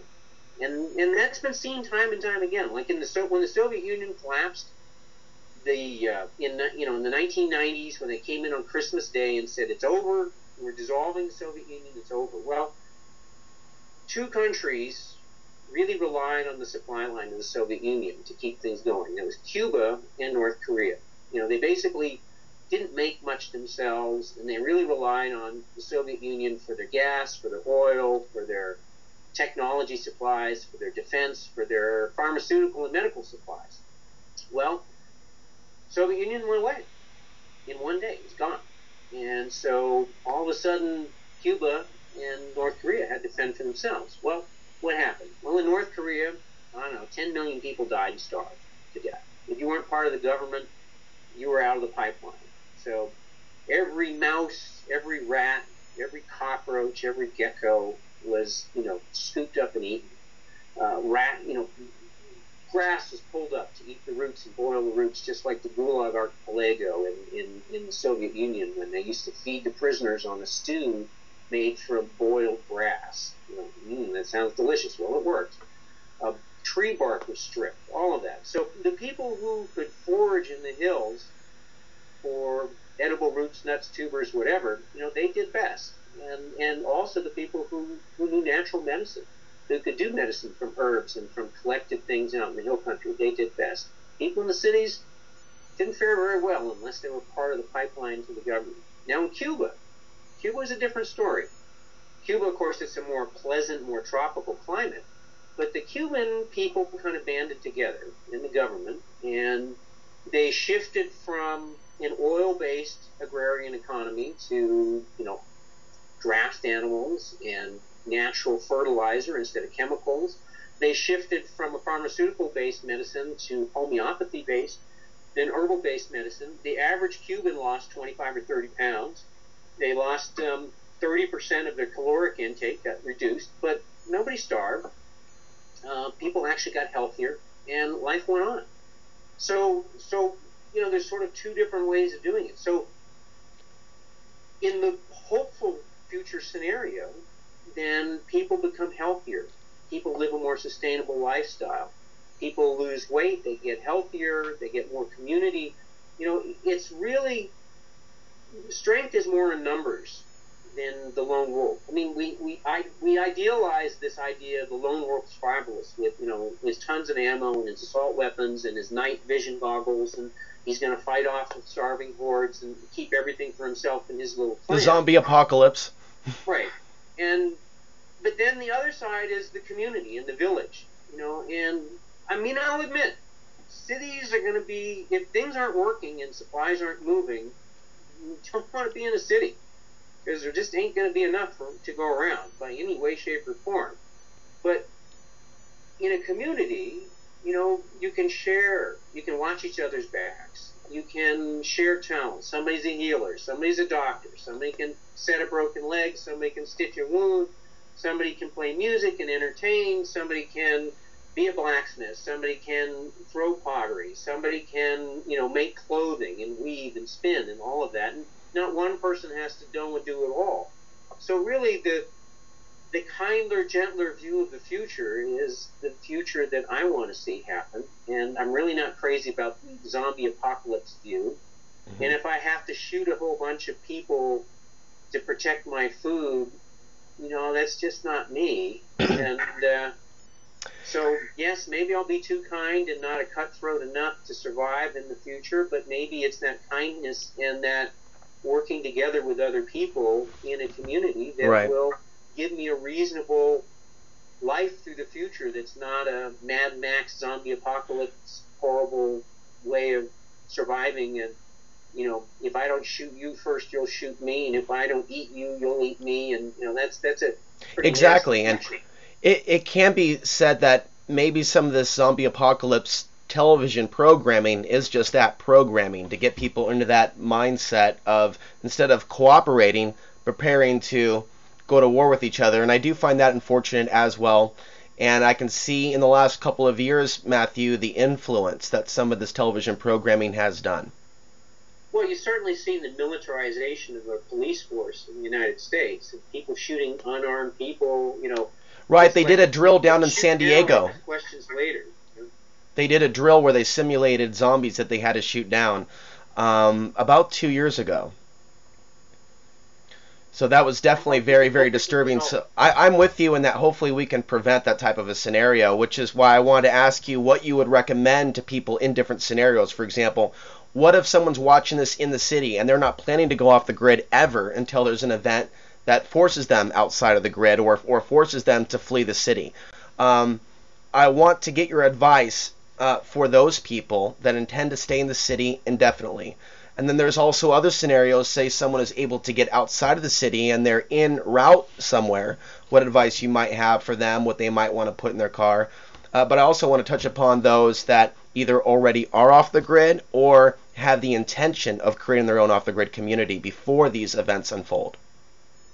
Well, the city scenario is going to be tough because if it's long-term, I mean, if it's short-term, then there's no harm in weathering in the city and just, having, I mean, the real thing you want to have, like in the city, is make sure you have your water drinking. Because, I mean, there's the rule of threes kind of gives you an idea of what's really important. So if you have 3 seconds without blood circulation, then you pass out. And if you're passed out, provide somebody else has to fix you, or you come to on your own, or it's over. You have 3 minutes without breathing air, and you pass out. So, your blood circulation is obviously most important. Like if your heart and blood aren't functioning, then you're gone very quickly. If you're not breathing or have no access to air, then you're gone really quickly.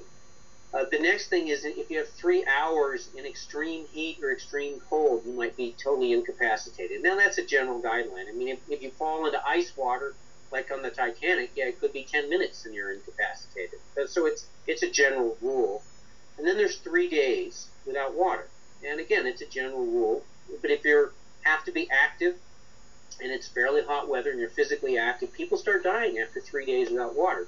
Naturally, if you're in a place like the Sonoran Desert, and you're out in the middle of the day with no shelter and no water and physically active, you might be dead within the day. So, these are just general rules.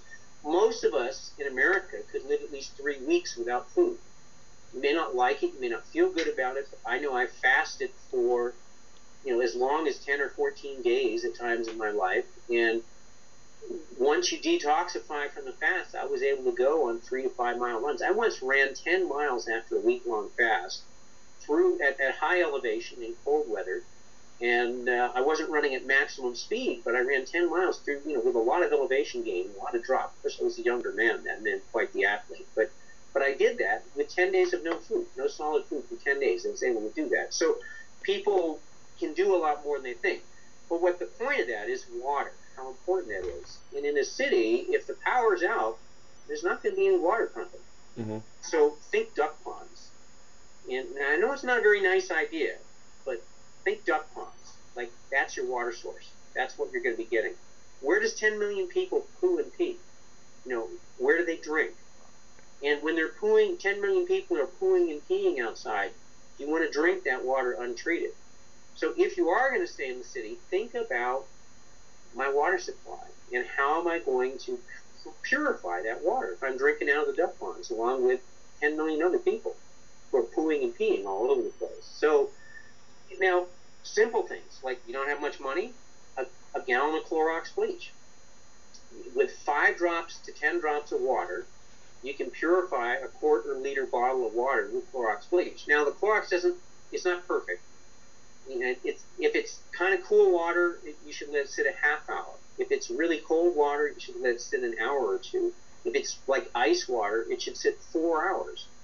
And there's certain bugs called Cryptosporidium, which make these little things called cysts. It's a protozoa, which means it's not a bacteria. Protozoa are like single-celled animals that can move around, like amoebas and stuff.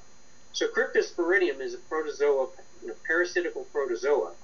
And in the 1990s, it made 500,000 people sick in the city of Milwaukee because it survived. They had a really big spring flood, and there was tons of Cryptosporidium that were growing in the cows in the fields, in the animals in the fields outside of Milwaukee. And the spring runoff put millions of cryptosporidium cysts into the water system, and chlorine wasn't enough to kill them. So you can soak cryptosporidium cysts in pure Clorox bleach, which you can never drink, it'll kill you, overnight, and some of those cysts might still be viable the next day. So plain chlorination will not kill them. Now the good news is if you boil water, it'll kill anything. It won't get rid of toxins in the water, but it'll kill anything growing in the water if you boil it. If you filter water through a backcountry filter, then the cysts that are really nasty and make you really sick are easily filtered out. Filters don't filter viruses as well, but usually viruses in water are not a big deal, and usually viruses are attached or stuck onto something bigger than them. So I usually use and you can go to my website, whentechfails.com, and there's some great articles on there, totally free information. And if you click on an article called Building the Ultimate Survival Kit, then there's links to buy this stuff that I recommend. And sure, there's a lot of great stuff out there, and just because I don't recommend it doesn't mean it's not good. But if I recommend it, it's good. So like you can't go wrong with a K-9 or MSR backcountry filter. And these are field serviceable filters. They have a ceramic cartridge on the outside with a carbon core. And why I like them versus, say, a super-duper viral filter is that your super-duper viral filter, when you stick it into your local ditch water or duck pond, is probably going to clog up like the first time you use it and be unusable after that. Whereas the MSR or K-9 filter, they're kind of like the backcountry standards used by mountaineers all over the world. So if it's good enough for Nepal, where all the village people are squatting on the ditches and peeing everywhere, and it's going into the public water system and going into all the rivers and creeks, then it's good enough for me. And the nice thing about the MSR and K-9 is you can pull them apart in the field. If they're clogged up, you can scrub the outer layer off the ceramic, put it back together again, and you're in business, and it's running again. All you need is a little green pot scrubber, and it'll scour off the outer layer, and you're back in business. You can do this about 20 times, and there's a little gauge built into it, so you can tell when you scrubbed off the outer layer so many times that you thinned it so much that it's time for a new cartridge. So I want something that is the standard in the Himalayas, the standard in the backcountry, that's very reliable and very easily field serviceable and has minimal spare parts, and that you can replace them without tools. And so that's what I like. But then there's other cool things, like there's a thing called a SteriPen, and that's, again, in that article, Building the Ultimate Survival Kit. And you've probably seen the movie Men in Black, right? I mean, most people in America have. He takes out his pen and he says, okay, everybody, take a look at this little flashy thing, and poof, the light goes off and your memory's gone. Well, you pull your SteriPen out of your pocket and you stick it upside down into your bottle of water, and you give a click on it and then stick it in, and when it reads that it's in the water, the blue light goes off, and 15 seconds later all the bugs are dead in your bottle of water, and you can drink it. Now, the downside is that if you got scummy ditch water, then the bugs will hide behind the silt in there. It's got to be clear, clean water, and so that's good. So if you've got scummy ditch water, you got to filter it first. If you got a good filter, you're probably fine drinking it. But maybe you're really scared. Maybe there's hepatitis and like really nasty viruses going around, and things have melted down, and there's 10 million people pooing and peeing all over, and there's really nasty bugs. So what you do then in that case is you take your scummy brown water and you run it through your filter, and then you say, I'm going to take my SteriPen now that I've got clean, clear water, just in case there's some nasty viruses in there that made it through my filter. I'm going to give it the click with the SteriPen, and poof, the bugs are gone, and you can drink it, and you're good to go. Matthew, let me ask, what about a homemade filter before a regular filter? If it was... Homemade filters, I show in When Technology Fails how to make sand filters, and they can be quite effective. And there's they call them the SARI filters, S-A-R-I, not S-O-R-R-Y, that they teach, the World Health Organization teaches women in like Bangladesh and India, where they go down to the creeks that everyone's peeing and pooing in, and they take their sari, which is a very finely knit, scarf cloth that the Indian women wear. They fold it over like 8 times, and then they wrap it around the bottle top, and they tie it tight on the bottle, and they immerse the bottle in the river, and it's floated through there. it's not perfect, but it decreases the incidence of dysentery by more than 50%. So, and then you take this after you're done, you rinse it out with some of the water you filtered, and you lay them out in the sun for the sun to purify it with the UV rays and get ready to go again. Better than that, I mean, that's a good treatment. But then on top of that, there's SODIS, solar disinfection. And that's also taught, and that's very effective. And what they found is that, so for instance, if there's a collapse scenario, and you know that things are down, you want to go dumpster diving, like right away. And you want to pull things out of the dumpster that you're going to use. So one of the things that are throwaways in our society that are going to be extremely valuable in a collapse type scenario is bottled water bottles. Because you take these clear plastic bottled water bottles, and if you lay them out in direct sunlight, in 4 hours' time, the sun, the UV rays from the sun have killed all the bugs in those bottles. And so that's without using bleach. Without using bleach, without using chemicals, without needing a filter. You just lay them in the sun. Now, if it's really scummy water, then what I do too is I go dumpster diving and find like a nice 5-gallon bucket, and go to the creek, go to a beach, and get some sand. And if you can put the sand like in a wheelbarrow and rinse it out with water, so the silt and stuff goes out of it, and it's nice clean sand.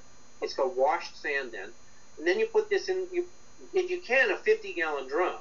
But if you can't, like a 5-gallon drum or a little garbage can, you fill it up with this clean sand, and then you put a spigot at the bottom, and you pour water in the top, and the filtration through the sand starts filtering the water out, and it filters the impurities. But then it also develops a gelatinous layer along the top of the sand filter, and that starts biologically processing the bugs in there.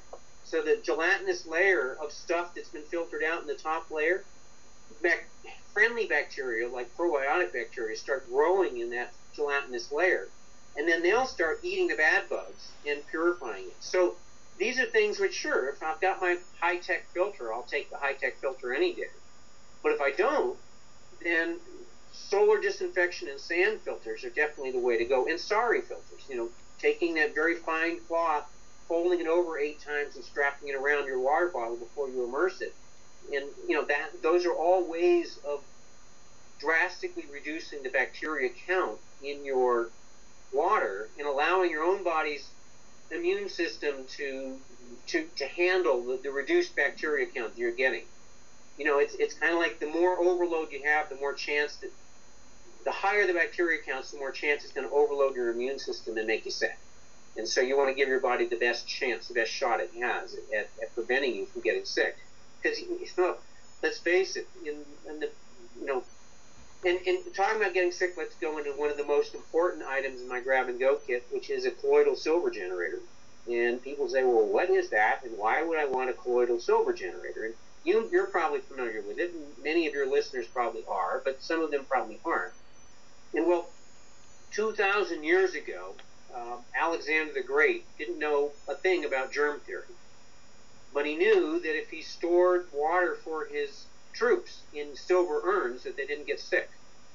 And if he stored the water in wooden barrels and skin bags, then something happened to the water. It would, quote, turn over a few days, and his soldiers would get sick. Oh, I was going to grab a bottle of colloidal silver as you were talking. So keep, okay. And I have the camera on you, not me. So go ahead. Okay. So what it turns out is that tiny charged silver particles have this almost magical property. It sounds too good to be true, where they're toxic to all known pathogenic bacteria, but they're not toxic to human beings. Now, there's lots of different metals that are toxic to bacteria, but they're toxic to people too. So silver is the one where it kills the bacteria but doesn't kill people. So a number of years ago, like 20 years ago or so, there was this physicist, Bob Beck, and he'd been an inventor. He invented the electronic flashbulb when he was a teenager. So, I mean, you might not have grown up with flashbulbs, but I did. Like, you have these little flashbulbs on cameras, and you could use them once, or maybe they turn and you get 4 clicks out of them, and then you throw them away.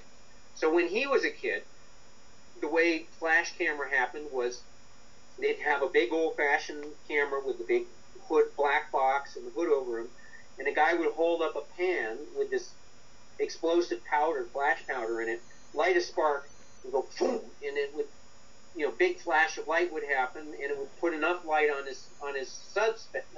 subjects of his picture to expose the film in his old style camera.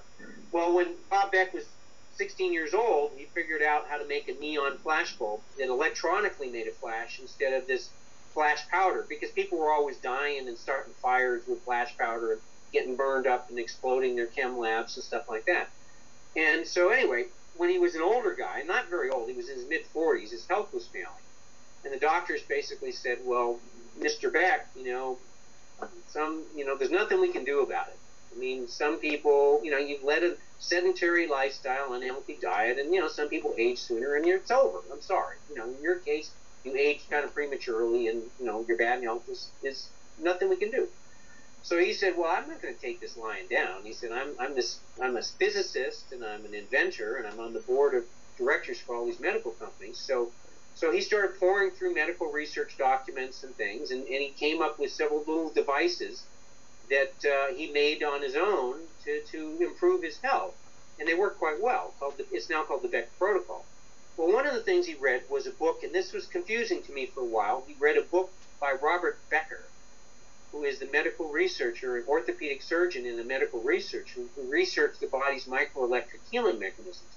Well, Robert Becker, the medical researcher, had discovered that charged silver particles had these amazing properties for healing, and he had several patients who were going to have amputations because they had bone infections that weren't healing, and they were going to amputate their limbs because no antibiotics are working. And he used charged silver particles to restore the health so that the bones would knit, and they got rid of the infections and saved these people's limbs. Well, Bob Beck, the physicist, went to sleep at night wondering, well, how can I cost effectively make these charged silver particles? And in a dream at night, he was shown how to make the modern colloidal silver generator. So all modern colloidal silvers are based on Bob Beck's invention of the modern colloidal silver generator, which there's been variations and spin-offs on it, but he's the one who figured out that he could pass a low voltage current, and now they use high voltage to make nanoparticle silver solutions, through water, and you have these little silver wires. It looks like smoke coming off the silver wires, and it is called colloidal silver because the silver is not actually dissolved in water. It's tiny charged particles that are colloids. They're so small that they're actually suspended in the water.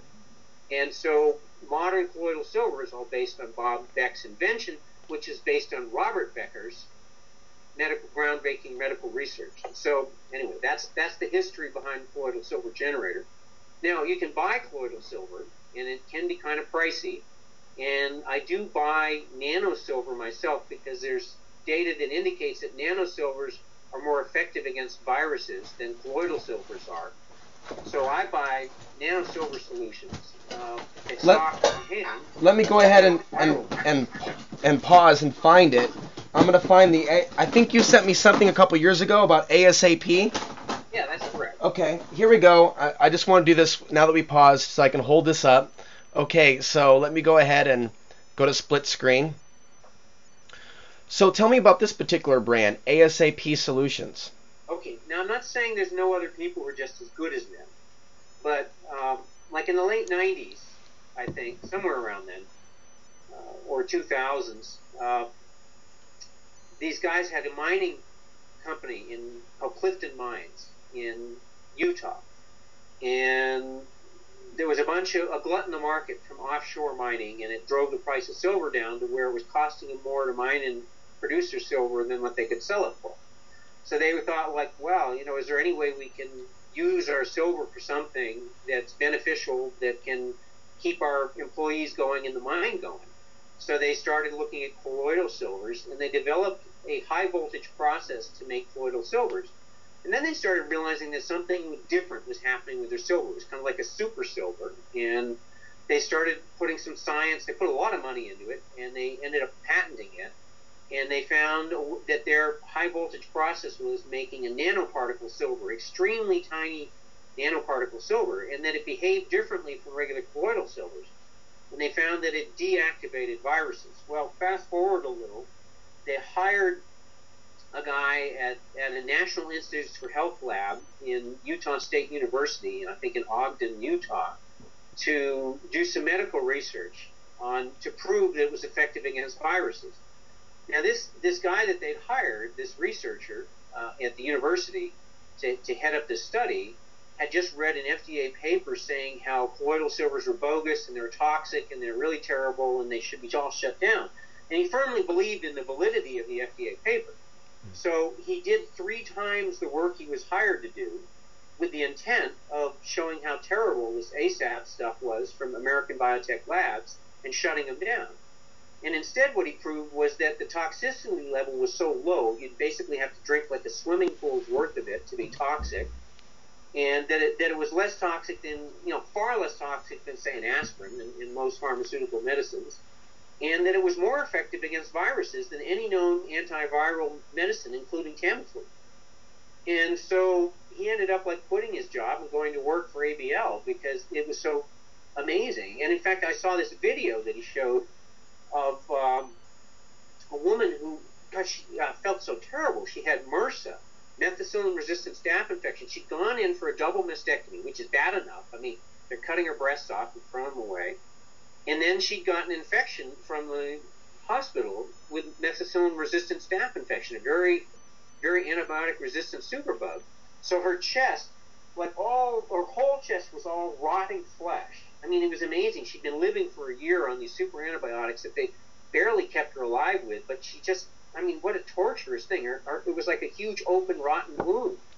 And then they used the silver gel. They took oral silver and the silver gel, and in 3 days, the purple, rotten, open wound showed signs of healing. And in 2 weeks, it was all pink, clean, fresh, new baby skin grown over the wound that she'd been suffering with for a year. And it's like, wow. So, and I talked to a guy who also involved he had MRSA on his arm and they wanted to cut his arm off. And he said, well, let me try this silver stuff. And they're like, no, we better cut your arm off now. And he's like, no, let me try. And he totally kicked it with the ABL. I'm not saying there's not other people that have equally good products. I'm just saying this product I trust and I know has good science behind it. There's other good products out there too. Well, now that we're on the subject, let's talk a little bit about alternative medicine and what things you recommend people have in their pack, in their home, in their car. I do want to start with atomic iodine because a lot of people are recommending it to prevent thyroid damage. So how do you feel about atomic iodine? This is just an arbitrary brand that I picked up a couple years ago. Well, there's another product that I actually much prefer. There's sea vegetable products, and you have to be careful now because so much of the seas are polluted. So I use a product called modafinil, and it was developed in the Soviet Union after Chernobyl by scientists there, and it turns out that it's made from kind of juicing kelp and drying. It's like basically dried kelp juice. And it provides a very bioavailable iodine and a bunch of other micronutrients, but more importantly, the modafinil chelates. It bonds to the heavy metals in your body and helps your body eliminate them. So they found that using things like cilantro and seaweeds and then modafinil, and there's other ones that do similar things, help the Chernobyl survivors by taking these radioactive toxic heavy metals and dumping them out of their body. So personally, I feel much better about taking modafinil every day and providing the micronutrients, including bioavailable iodine, to my body, and at the same time helping my body dump heavy metals like mercuries and cesiums and strontium 90s and all of that out of the body. So that's my take, is that I'd much rather take a supplement that has a bigger effect on me and a much more positive long-term effect than just the atomic iodine. I understand. So in other words, this is where green superfoods come in.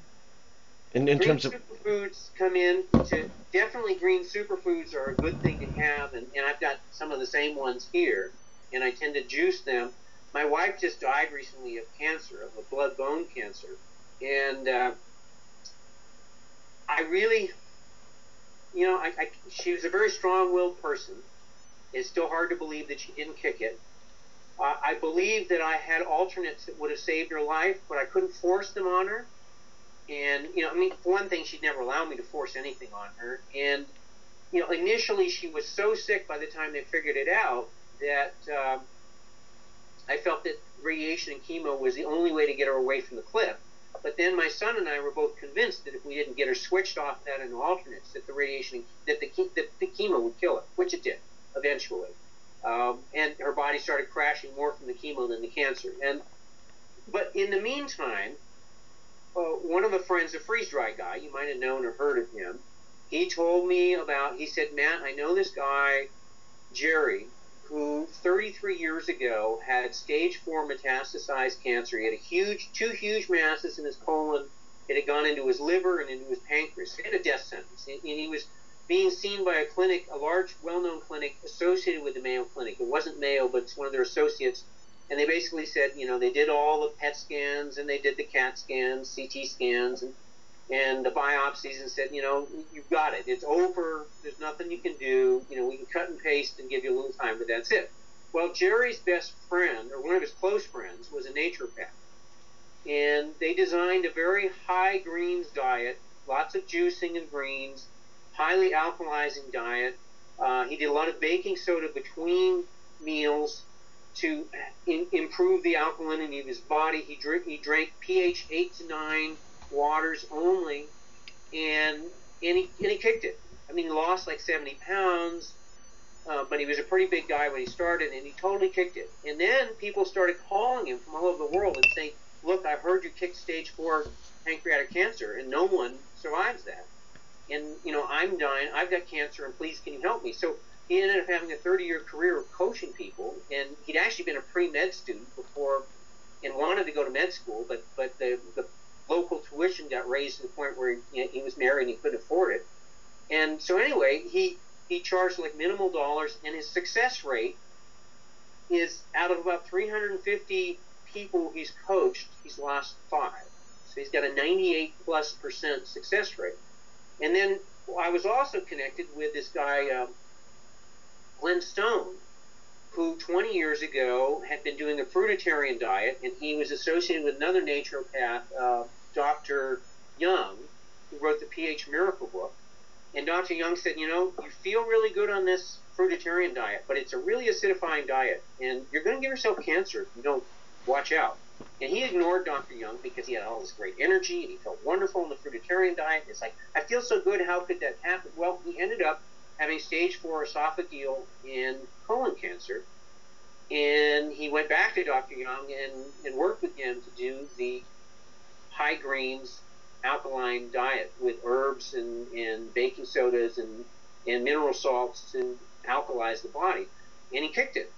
He got down to like 60 pounds, and he's still suffering from health problems because it nearly killed him. But he did kick it, and he's been cancer-free for 20 years. So he and his wife became coaches for Dr. Young, and they have a success rate of, they've coached roughly 980 people and lost 10. So they're just under 99% success. So Jerry's program and Dr. Young's program, essentially the same thing. It's like walks like a duck, talks like a duck, whatever. And essentially the same program and essentially the same success rate of 98 to 99%, which is miles beyond any success rate from any oncologist in the world, that's not doing the highly alkaline, alternative stuff. Right. And so what you can do then is take that to yourself and say, how can I live a healthier diet now? Because you want to be in as good a shape, as detoxed, and as healthy as possible with this future instability coming that I believe, and you believe, is around the corner. And we're seeing the starts of it now. I mean, certainly, when I received the download from above in 1997, the second intifada hadn't happened yet. .com was booming. Business couldn't be better in America. Building was booming. From the outside, everything in the world looked wonderful. Like we have, it's just amazing. It's like we're making inroads on poverty and on famine, and everything's great, and the Green Revolution's great, and everything's wonderful. And I get this semi-apocalyptic vision dumped into my head about helping people deal with this future instabilities and things falling apart in our world.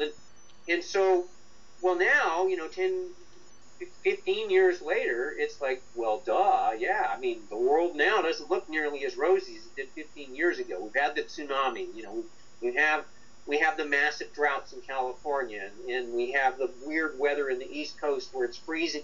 You're in a polar freeze in the East Coast while I was skiing in a T-shirt in February in California. And my house is supposed to have a 6-foot snowpack, and it was been brown outside my window 9 out of 10 days all winter long. I've been looking at brown and green outside my window with like no snow on the ground, in the middle of Tahoe in the middle of winter. And so it's just things are crazy all over. So now people are like, well, maybe Matt wasn't so crazy after all when he got this download from above, and maybe there's something to it.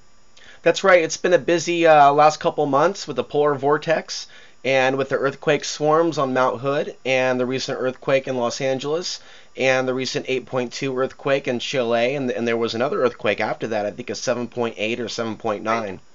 Pretty big. And, yeah, things are definitely moving. It's kind of like people thought, well, Hurricane Katrina happened and that was pretty scary. Maybe global warming had something to do with it. And then it's like, well, it didn't happen. Well, wait a minute. There was a super typhoon in Australia. There's a super typhoon in the Philippines that wiped out thousands of villages, gone. So it's like, just because it didn't happen again to the East Coast of the United States, and then there was Hurricane Sandy in the East Coast. So it's like, okay, people kind of think like, well, there was no Hurricane Katrina again. It's like, no, wait a minute. Look at all the other things that happened. It's like it's happening. True. It's happening in the same spot in the same way. And while science doesn't officially recognize a link between solar flares and earthquakes, what we can see prior to Fukushima is an X-class solar flare. What we can see prior to what happened with Hurricane Katrina, even though there's a variety of different opinions on that event itself and why it happened, there was an X-class solar flare in the days prior to that event, to the storm affecting New Orleans. So we can definitely see other trends with the sun also involved here. Well, there may or may not be a correlation between those, and I'm not going to speculate on that. But I will say that statistically, it just every 75 to 100 years, on the average, we get nailed by a major solar storm. So if there's no global warming, if our population can increase to 10 billion, and the planet's still going to be fine. And if cutting down the rainforest has no effect on it, but we know it does. If all those things don't happen, the sun is still going to have its burps because it does that. That's just the sun doing its thing. If all the crap we're doing to the planet doesn't affect the planet, which we know it does, then we still have to worry about it. So we know that stuff is happening and stuff is coming, and we know I think intuitively the world is getting that we're in trouble and we need to make changes. There's a book called Blessed Unrest by Paul Hawken.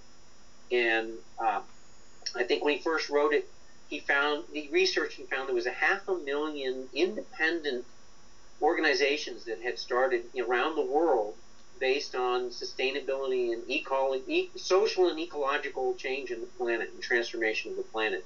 And now it turns out there's more like 2 million of these, not 500,000, but 2 million of these. So intuitively, mankind is getting that we're in trouble, that we can't keep doing business. Business as usual will guarantee collapse the world as we know it. And, if you look at the free market, think about it. If you're a CEO of a corporation, then your responsibility is to maximize corporate profits for your shareholders' benefit. So what does that mean? That means you go to the place in the world where there's like the least concern for the environment, where there's slave wages, no concern for the worker, and what you do then is you take those natural resources of the planet and you transform them into consumable goods for sale for the maximum profit as fast as possible with the least effect, with the least concern for the planet, because all that concern costs money. So the unregulated free market is a guaranteed system to collapse the world and destroy everything as fast as possible for the maximum profit in the most efficient way possible. So it's like people who say, oh, the free market will take care of it all. It's like, yes, it will. It will take care of collapsing our world and destroying it all just as soon as possible for the maximum amount of profit. And in that case, yes, it will take care of us to make sure that the 1% make the most money and have the best ride as possible until it all falls apart around us. So either we wake up collectively and take responsibility for stewarding our planet in a way that our planet can go for 7 generations. You know, the Native Americans, it's like, don't think about just this generation, the next, think 7 generations ahead. If we can't change our world to doing that, then we're not responsible enough to steward this planet, and Mother Earth is going to get rid of this polluting flea on its back that's screwing everything up. Sure. Well, I want to steer the conversation now towards off-the-grid living. There's more people than ever that are contemplating living off the grid or being self-sufficient, and there's a lot of people out there that fantasize about it, and they read things about it on the internet, and they post things about it on Facebook.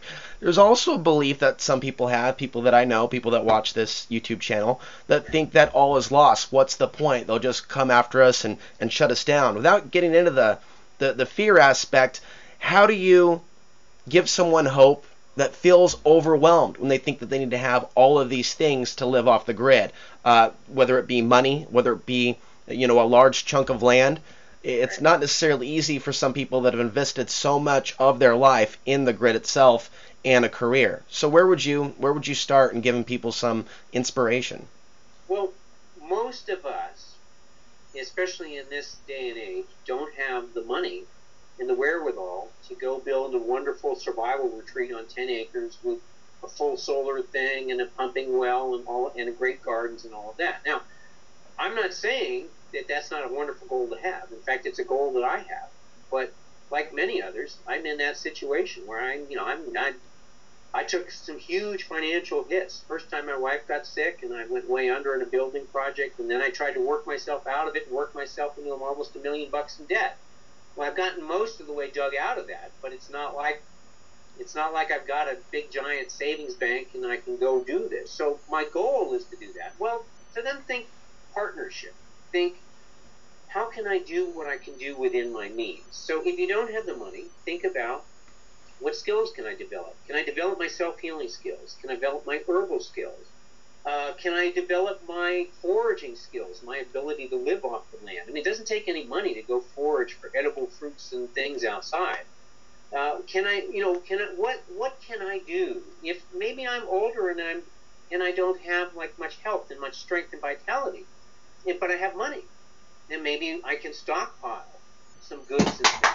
Maybe I can invest in things, and then, it's like the people who have the stuff can then partner with the people who have the skills, and vice versa. So it's not an all is lost. And then there's the inner compass. There's the part of every human being, and some call it your spirit guide, some call it the Holy Spirit, some call it your higher self. There is a piece within each and every one of us that gives us guidance and direction. And some just call it your conscience, like something that says, no, don't do that. And everyone knows when they've had times in their life where their inner voice said, I wouldn't do that if I were you. And you did it anyways, and you got your fingers burned. And other times where the inner voice said, you should really be doing this. And sometimes you listened and you said, I don't know why, but I feel like I really need to do this. And you did it, and it's like, oh, thank God I did it. It's so great. I mean, for instance, a friend of mine was driving to Tahoe in a snowstorm with this guy from Silicon Valley. They're both high-tech guys. And the cars all stopped ahead of them. It's snowing and chain control in Tahoe, and, there's an accident or something, and the cars were all stopped. And they pulled in behind the line of traffic. And the driver turned after a couple minutes and said, I've got a bad feeling about this. And he backed up a few feet, and he pulled over onto the shoulder. Well, 2 minutes later, a car came zooming down and skidded and smashed into the line of cars and, wrecked 20 cars. And they were fine because his partner, his driver, had followed that little tugging at the ear, that little voice that said, do this. So when I try not to be too paranoid about the future, but I also try to listen to that voice. And I feel like if I'm putting it out to be warned of something impending, like my wife would say, you don't have all the stuff, you don't have all the stuff. And I'd say, look, I don't feel like I need it all right now. Right. And she said, well, you're preaching all this. And I said, look, I have all the short-term stuff. I got the grab-and-go kit. I got the solar trailer. I got the four-wheel drive truck. You know, I got some modest supplies of food. You know, I've got backcountry gear up the yin-yang. I said, I just don't feel like I need, 2 years of food right now. I'm sorry. There's other priorities. But I also pray every day, and I ask for that guidance and that inspiration, and I ask to be warned. So that if that day comes or that voice starts screaming at me, and I've had the voice really yell at me when I'm in danger in the past, and I listen, thank God. And so I just feel like, I'm using my intention to stay in touch with that, so that if there's a serious event happening and I've got to get my act together now and I've got to ratchet it up another level beyond where I am, then I'm going to be warned and I'm going to do that. So some say that's Pollyanna, that's wishful thinking, and I'd say no. The voice has warned me and protected me throughout my life many times, and I've gotten my ass kicked a few times when I didn't listen very well, but I trust that that's still there, and I'm still going to have that kind of guidance. So I teach an exercise in both When Tech Fails and When Disaster Strikes. I teach an exercise called the Pit of the Stein that I use to help people learn to make decisions. Because in a crisis situation, you don't have access to CNN and the Weather Channel. And, you probably won't have cell phones and internet or any of that. And so then, if things are really falling apart around you and you don't know what to do and you don't have any information, then how do you make a good decision? How do you know what to decide? And you can't trust your the rational mind is like a wonderful tool. I'm not saying ignore your rational mind. I mean, when you've got all the information at your fingertips, you can use this little brain computer to figure things out, crunch out, and come up with a good rational choice. But the problem is that in a crisis, you generally don't have that information. Sometimes you need to make split-second decisions, and it can be a life and death decision. So how do you make those decisions when you don't have the information? And so I like to teach this exercise using a real-life example. So back like about a decade or so, James Kim was a very popular guy in the Bay Area who worked in the TV station business. And he and his wife and 2 infant daughters traveled up to Seattle for the weekend for Thanksgiving. Now, after their weekend, they were headed back down the Central Valley of Oregon on Highway 5 by your place. And they were talking and involved in a conversation, and it was raining and storming. And all of a sudden, they realized that they'd had a reservation at Gold Beach, a coastal town in Oregon, and they realized that they passed their exit a couple hours back to get them to Gold Beach. And it was really late. It was like 10 or 11 o'clock at night, and they'd passed the exit 2 hours back, and they thought, oh my God, backtrack 2 hours and go over the coast and then down. It'd be like 4 in the morning before we're at our destination. So one of them pulled out a map and looked at it and saw this, smaller road that cut to the coast over the mountains. And they thought, we'll take a shortcut, so we'll get there at like 2 in the morning, 1 in the morning instead of 4 in the morning. So they start up this really tiny road into the mountains, and the rain changes to snow, and they get off on the side road, and it's really scary, and they realize that they're totally lost, and they don't know what they're doing, and there's no way they're going to get there tonight. So they just stop the car and go to sleep and wake up in the morning. Well, they wake up in the morning, and there's 2 feet of new snow around them. And they're on this like logging road in the middle of nowhere. And so, they wait a day or two, and they go through all of their food, and they run out of gas, and there's no cell phone reception, and the little kids are cold and hungry and thirsty, and, everyone's miserable. So then he takes his tires off his car, and he burns them, hoping to start a fire that, that someone can see from all the black smoke of the tires, and that doesn't draw anybody. So then it's like 4 days have gone by, and they're in really bad shape, and he says, well, I can't just sit here and do nothing, so I got to do something. So he heads on down the river. Now, the quote rule of survival is like, follow the river and it will take you to civilization. Well, rules of survival are guidelines. So what works in one situation does not necessarily work in another, and this is where your inner guide, your inner compass is so important, because the spirit within each of us, and it's built in our spiritual DNA. It's all of those human beings that didn't have it in their DNA. Well, they died on the battlefield, or they got eaten by the saber-toothed tiger, or whatever. You know, those genes went out of the gene system because they didn't survive. This is critical to our survival, so each and every one of us has this built within us. So, okay, so what is James? So now I'm going to tell you what he should have done. Okay, so say you're in a scenario.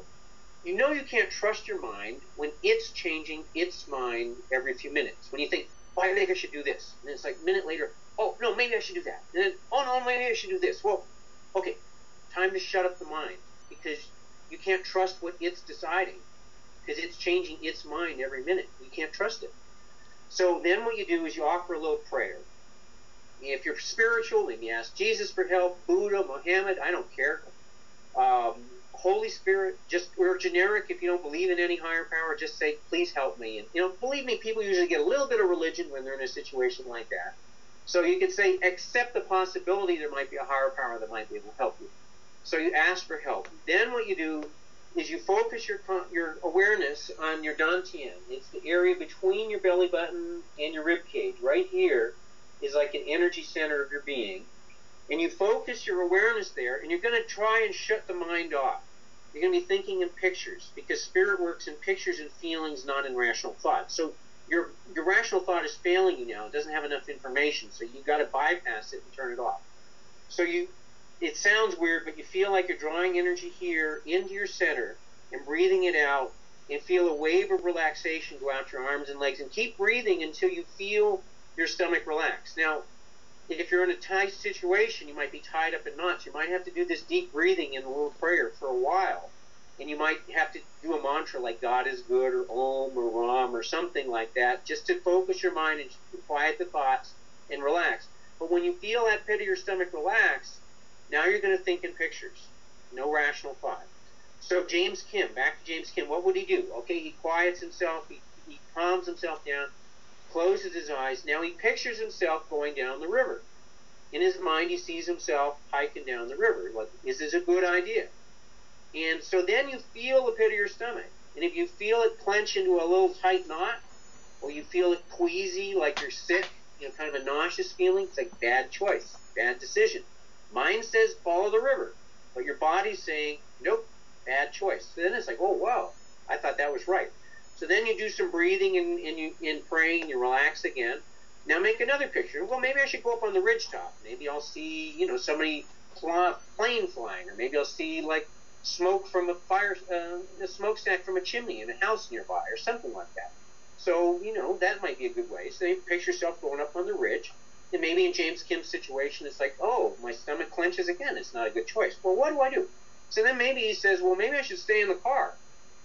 And if you get like an feeling, when you picture that sitting in the car, and you feel the stomach relax, and you feel an expanded feeling, then that's a good choice. Now, so what happened? Well, James Kim went down the river, and he got wet and cold. He wasn't clothed properly for it. And he was found 2 days later lying face down, dead, on the side of the creek, a half a mile up from a hunting lodge he could have broken into. They had plenty of food and clothing, and he could have made a phone call and all of that. So he didn't know it, but he was a half a mile away from finding civilization. What happened to the wife and kids? Well, when James Kim didn't show up, his father started calling people in the media and organized a search. They tracked down the cell phone bounces off the cell phone towers to get the general idea of where they were. They sent people out like on four-wheel drives and, you know, little Odyssey vehicles and stuff. And somebody found the tire tracks and found the wife and kids, and they were cold and hypothermic, but, you know, they were basically fine. So there was a good news, bad news story. It was tragic in that the well-known, well-loved husband did die, and the wife and kids were saved. So it teaches, though, how the rational mind can make some really bad decisions when it doesn't have good information to crunch with. And that inner compass can see around corners and guide you into that safe path. And, you know, your mind may say you got to go this way, and your spirit may be saying, no, I see around the corner, and that's a bad path, and you've got to go this way instead. And in his case, it would have been the spirit would have told him to stay put when the mind is screaming at him that that's the chicken way and it hasn't worked yet, so why is it going to work when you can't stay put because your family's going to freeze and they're going to starve and going to die, and yet that was the right action to take. You know, when I went off the grid for 10 months in Colorado, for me, a lot of it was not about being a survivalist or even being 100% self-sufficient, but just getting closer with that internal compass. And there were just a lot of things that happened that I still have yet to write about that were like divine intervention moments, where there was a flat tire at a certain moment, or certain people came into my path that became friends for a period of time. And there was things that I learned from them. There were things that they learned from me. So it was much more of a spiritual thing than a self-sufficient or even a survival thing. And that's one of the messages that I'm trying to impart to people thinking about being off the grid, that it is more about that internal compass than the response to disaster paradigm that a lot of preparedness people today, self-proclaimed experts, are promoting. Right. I agree that it's the inner compass that's really going to guide you to what your path is, what your optimal solution and your optimal way through the future is, and what may be really good for a couple of years may not be.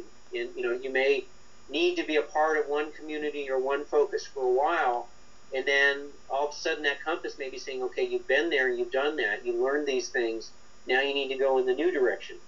And so being fluid and being open to listening to that is really important. And I feel like they, meaning my guidance, the spirit guides, the masters, whatever's been working with me and saving my life all my life, have been working with me since a child and training me to listen and hear their guidance. And so, and obviously, like when I got the whole outline for the book dumped into my head instantaneously, I mean, that was something I'd never remotely thought of or considered before. A term paper in college was like a major ordeal for me, a head-banging experience. And When Technology Fails is like 30 term papers in one. I mean, I read more books to write that in my entire life. Grade school, grammar school, junior high school, college, and 20 years after college. All of that reading put together was less than what I read to write When Technology Fails. And so all of that organized instantaneously into my head in a beautiful, organized fashion was far beyond my mental capacity. I cannot claim that as being my idea. So if it's not my idea, where did it come from? Who gave it to me? What was it from? I call them the guides and the masters, or actually what I prefer to call them is the dudes on the other side. I suspect that a lot of people are receiving the warnings. I could see evidence of it, and as they say, no man knows the day nor the time. I have a suspicion it's not going to be tomorrow, but in our lifetimes. In other words, there's time to prepare. Right. And what I want to ask you is, for those that are going to be going off the grid this year, some are anticipating economic collapse next year, so they're trying to get ready. Some won't be ready in the next couple of years, but they probably will be ready before the next solar maximum cycle, which for some reason has my focus. Solar cycle 25, not the current one, 24.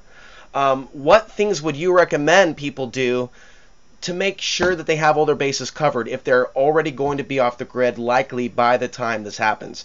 Some things that come to mind are questions that I've had with other people. Will solar panels, as they are designed today, be able to handle a solar flare? What about the deep cycle marine grade batteries? What about power inverters? And if those fuses blow, can backup fuses bring a power inverter back to life? What about wind generators? What tips do you have for those with the common off-the-grid tools today? Well, long-term, spare parts are really, really important. The solar flare will generally not fry your local grid-based electronics. I didn't think so. But an EMP will. Okay. So, there's a distinction there. Like, if China, and then there's EMPs, like if you have an EMP optimized super EMP weapon, which China and Russia has, then that's going to be more like the classic view of EMPs just wiping out all electronics. The real EMPs from regular weapons, not the super EMP weapons, that's more like 1 out of 8 cars stopped working. Most of the cars that were turned off at the time will still work and function. But of course the EMPs are probably going to cause Fukushima-like events, multiple Fukushima-like events to occur from an EMP. Solar storm, well, different. It'll take longer for things to get really bad because in the solar storm, your basic controls won't get fried. Just the grid will go down, and so everything depends on the grid. So you'll have a cascading slower failure. Whereas in EMP, it's like instantly things fry, nuclear power plants start melting down. So instead of melting down a month later when they run out of fuel, they melt down 15 minutes later after the EMP. So there are obvious factors at play with both the solar flare and the EMP. With the solar flare, it's where on the Earth it's hitting, it's how intense it is. And with the Right. EMP, it's how intense it is, whether it's small grade weapon or large grade, something coming from China, and where it's targeting. Right, where it's targeting. And whereas the solar flare, it's more like where is it hitting on the planet and how close to the equator are you? Meaning that Okay. if you're in Mexico or the Philippines, it's probably not going to be a huge difference, except that Mexico and the Philippines rely on lots of stuff shipped from other places of the world that's suddenly not going to be coming anymore because the other places of the world are just the monkey wrenches and the spokes and nothing's working. Mm-hmm. So it's a longer, slower, more comprehensive worldwide problem with the solar flare, whereas the EMP is much worse of a problem short term where it hits, but at least the rest of the world is there to come in and kind of help out. So certainly as far as like the world's concerned, I'm much more worried about a solar flare than I am about an EMP, because the EMP is, there's going to be the rest of the world there to help put you back together. The solar flare, if it's a really bad one, then yeah, it's going to knock much of the world back to the Stone Age. So then having your spare parts on hand is so important. Now, if you're in, say, like the East Coast, where you feel you're a pretty strong EMP target, or maybe even Silicon Valley, then stocking some spares in Faraday cages, and I'll explain that, is probably a good idea if you have the money. If you have the money in the long term, it's always a good idea to stock spares, because if the world collapses, then you're just not going to be having spare parts coming from anywhere, and everything has a limited life, and everything is going to fall apart sometime. Mm-hmm. So stocking spares, and then it's pretty cheap insurance. Like if you are going to stock some spares, like a spare inverter and some spare solar panels, so at least, look, in my trailer I have one 250-watt panel, and that's great. If you can only afford one panel in a 15 kW, a 1500-watt inverter, that's enough to run a skill saw. It's enough to run all of your power tools. I was going to ask you if there was a solar panel company that you would like to recommend, and I was also going to ask, there's many companies that claim that they can help protect computers and other electronics from an EMP or a solar flare. Are there any companies that you find to be reputable, any companies that are worth looking into in that regard?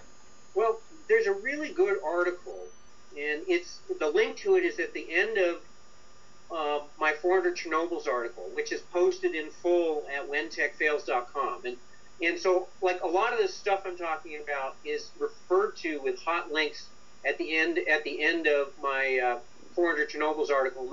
It's been posted in Alternate and Huffington Post and several different places, and it went real viral. But the full article with all the hot links, its latest form, is posted at When Tech Fails.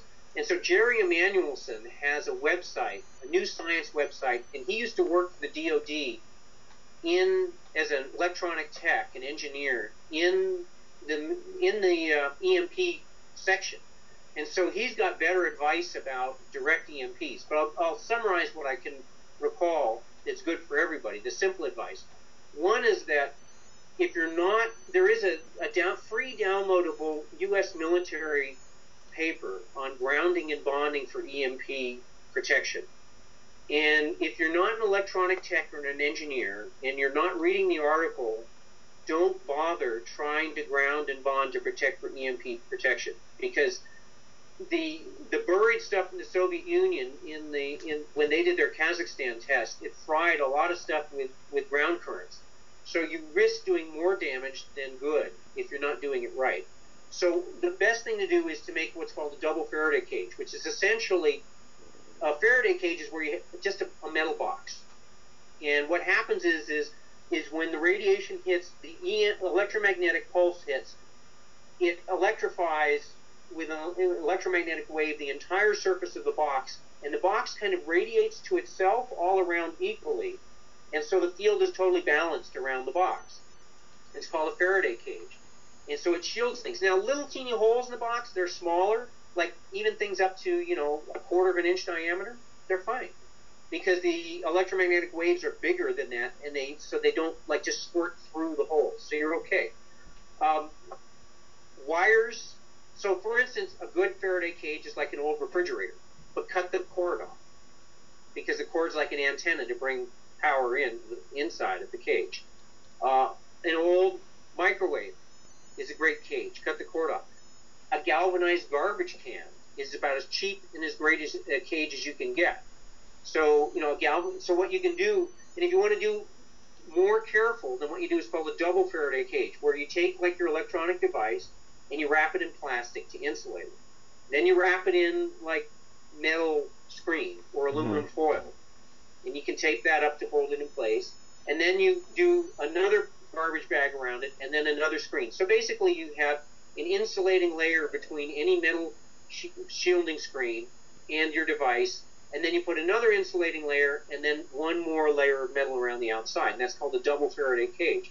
So, for instance, you might take a galvanized garbage can, and then you might take a bunch of electronic goodies and wrap them with plastic, wrap them with foil or aluminum or steel screen, just metal screen, and you know, little teeny holes in the screen are fine, and little poked holes in aluminum foil are fine, just not big gaps.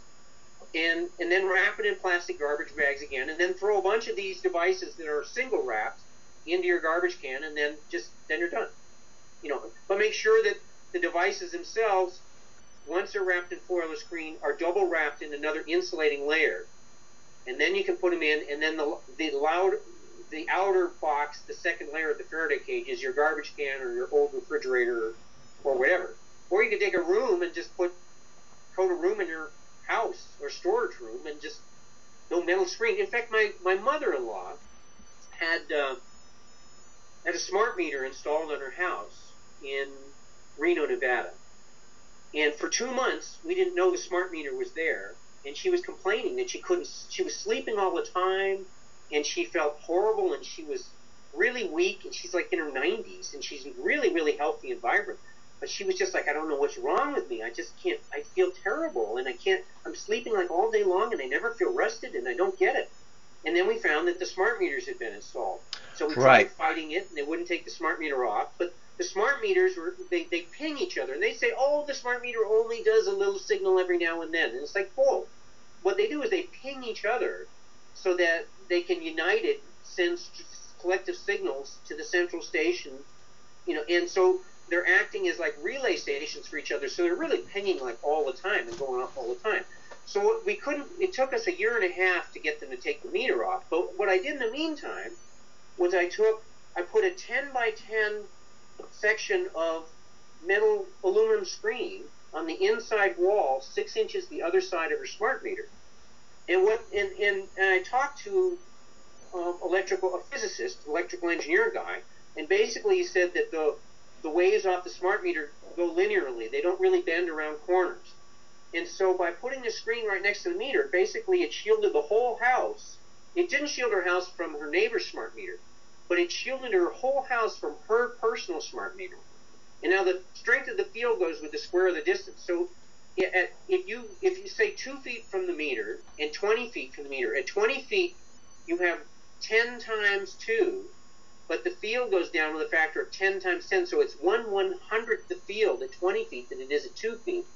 So just by putting that screen on her wall, she was able to sleep normally again, and she felt herself again. So even though I didn't get rid of the smart meter, and even though I didn't get rid of her neighbor's smart meters, I mean, now the smart meter's gone, but for the last 1.5 years she had it, just by putting that 10 by 10 stretch of screen on her wall, she got her life back.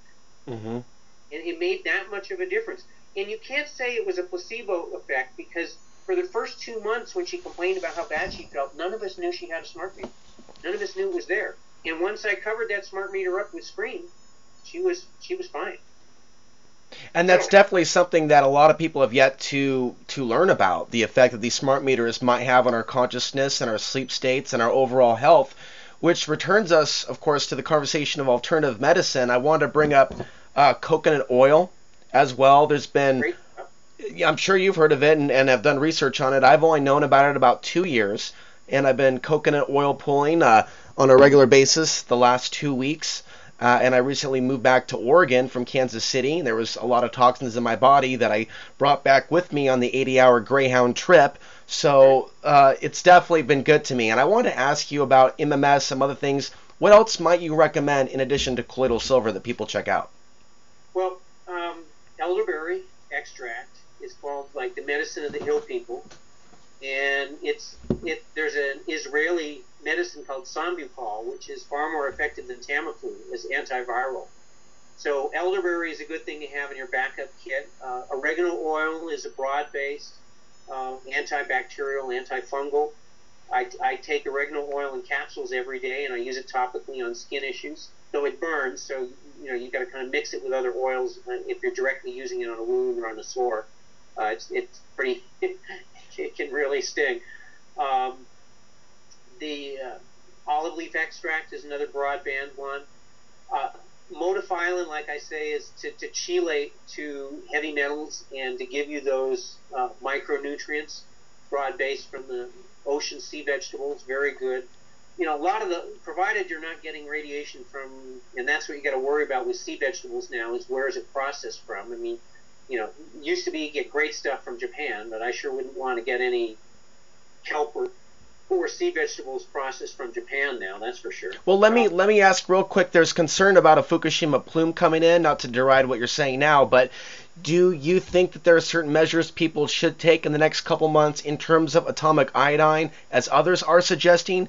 Or do you think that perhaps, you did mention superfoods and some other things earlier for healthy gut flora and many other things. Do you think that this is a time that we need to be very focused on that, on prevention? Or do you think that maybe the threat is overblown? No, I think prevention is really huge because it's only going to get worse. And I think that detoxing your body at a high greens diet is really important to keep your body detoxified. The superfoods are really important.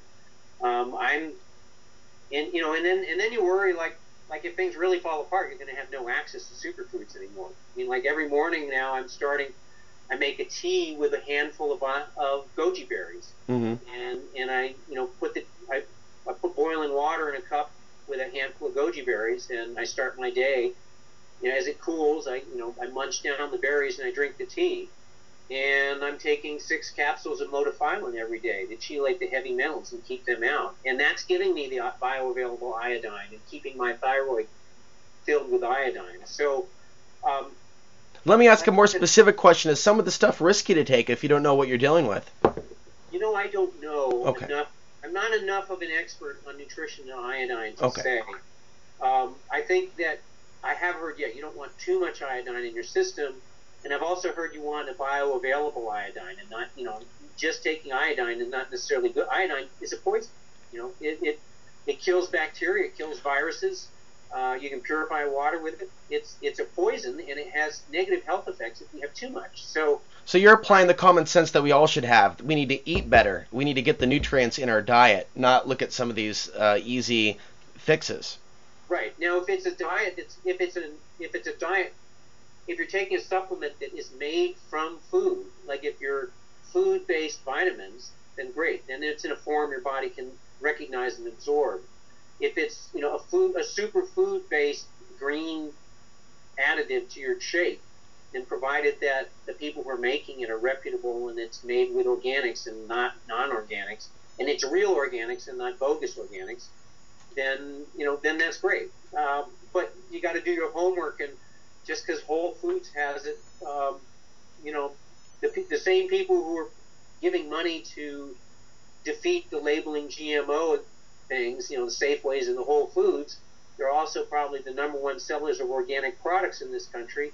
And they're also people who fund money into reducing the stringency of organics labeling. And so that's where you kind of got to do some homework and make sure you use trusted brands And just because it says it's organic and just because it says it's green doesn't mean it's really the best. It may be kind of, you know, semi-organic and semi-green and not so good. So, you know, that's where talking to the guys in the stores, like, and giving the local food people, your local health food people, those people are a great storehouse. It's keeping the dollars in your community, and it's relying on their information and their knowledge of being into this stuff for years, and not just a big corporate entity like a Whole Foods and Safeway. Not to say I don't buy any stuff at Whole Foods and Safeway, I do, right. But I try to give the local guys most of my business now. My trips to Whole Foods and Safeway, I've done way down, and I'm giving the local guys the business, and I'm trusting the local people to give me the real scuttlebutt on what's good and what's trustworthy and what's not. And I want food-based, if at all possible. Well, stocking a variety. I mean, on the plus side for wheat, if you stock organic wheat berries, it's pretty cheap, and you can sprout it and get live food, and it'll last. If it's properly stored, it'll last for generations. I love brown rice, but it doesn't last very long before it goes rancid. Quinoa is great. You know, stocking a variety of things. Stocking lots of stuff, you know, like mung beans and lentils and chickpeas, all organic whenever possible, so you can sprout and have live foods. You know, those are really great. Chia seeds is great. You know, ground cacao is great. Goji berries are great.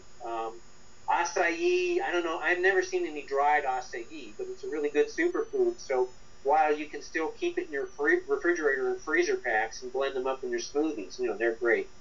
Coconut oil, you know, tubs of coconut oil. I started having really scary brain farts a couple years ago. I mean, I've been a little spacey all my life, but a couple years ago, I was just blanking out on stuff that was like really basic. And I'm 57 now, so at 55, I was having some scary brain farts. Now, my dad died, and we thought it was Alzheimer's, but it turned out from, you know, they took apart his brain and found it was non-Alzheimer's dementia, but basically the same as Alzheimer's. And so I started reading about the coconut oils and the medium-chain fatty acids, and that people have been recovering totally from Alzheimer's with the coconut oils, and it helps the body regenerate and rebuild neurons that are damaged or dead. And they said that the only other thing that really produces, that I've read, as well as coconut oils, is fasting. That when your body fasts, it naturally produces these medium-chain fatty acids that regenerate your neurons.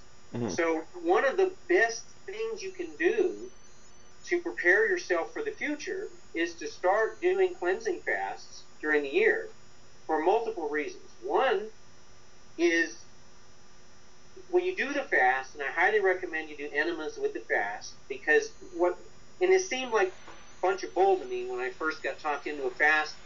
Oh God, I was like 21 years old in Palo Alto, and my roommate was doing one and wanted company on it, and I thought, okay, and it sounded bogus. And the philosophy was that when you're fasting, your body is not focusing on part of your subconscious awareness that does the little things behind the scenes about digesting food and building your body and cleansing your body. When you're not digesting food, that part of your being that you're not conscious and aware of can focus on cleaning and getting rid of toxins and rebuilding tissues in the body. And it sounded kind of hokey, but I thought, well, I'll give it a try. So the philosophy is that in the morning, your body's doing its cleansing cycle, and in the afternoon, it says, I'm hungry, and it starts reabsorbing from your colon whatever it can, and it pulls a lot of toxic stuff back in, along with the food it's trying to scavenge from what's left in your colon. So by the end of the day, people say, I feel terrible, I got a headache, I feel nauseous, I got no energy, I just feel terrible, and I've got to eat something. Well, you do an enema, where you're not taking any calories or nutrients in, but you're cleaning and flushing your colon, and 20 minutes later, it's like, I feel okay. And so then it was like, well, I guess I believe this stuff about fasting after all, because I really didn't believe it till I did it, but seeing was believing. When I flushed out all the stuff from my colon, and I felt okay, and my headache was gone, and my nausea was gone, and I had decent energy. And then, one time I drove cross country in like 1979, and I was I was fasting the whole time. I was able to drive 20 hours a day. Can you imagine driving for 20 hours? My wife would go to bed in the VW bus, sleeping with my wife and my stepson in the back. And they'd wake up in the morning, I'm still driving. I've driven like the whole night through. And I can normally never do that. But because I was fasting, I was that much sharper and aware and awake. I could drive for 20 hours of the day. I'd stop at rest stops, I'd do one-arm pull-ups, and I'd go for a 2-mile run. All after fasting for driving for 5 days, driving cross country. I mean... Well, this is interesting to hear because as someone that's created multimedia for years, there are those times where I'll have some coffee, even though coffee is not the healthiest thing, and I won't eat for a day, and I won't do anything but focus because I'm all aligned, body, mind, and spirit, on that editing project, on writing that article, on whatever I'm doing online, and it's that same energy of focus. But a part of me is guilty. Oh, I haven't eaten for a whole day, but for some reason I have the focus to get the project done because I'm not. Well, the main thing is to detox your colon while you're fasting. And there's if you're just fasting for a day, you don't really need to do it. But any longer than that, you do. And it depends on how clean your body is. Like, if you're pretty toxic, 8, 9 hours without food, you're going to feel like, I got to eat. And if you don't clean that colon and detox, you're going to eat because you're going to feel so bad. Once your body's pretty clean, you can easily go a day without eating. And when I met my future wife, my deceased wife now, when I met her, her mother was very, very sick and ill and bedridden most of the time. She was like in her late 50s, lived in Silicon Valley, and just really did not feel, she would lie in a room and had horrible allergies and felt terrible. So what happened was, at that point in time, she'd been to lots of doctors. She had a nebulizer, and she'd had all these drugs and things. So she got in touch with a naturopathic doctor named Dr. Garden. And he was in his time working full-time in those days in his mid-80s. Just a spitting image of health.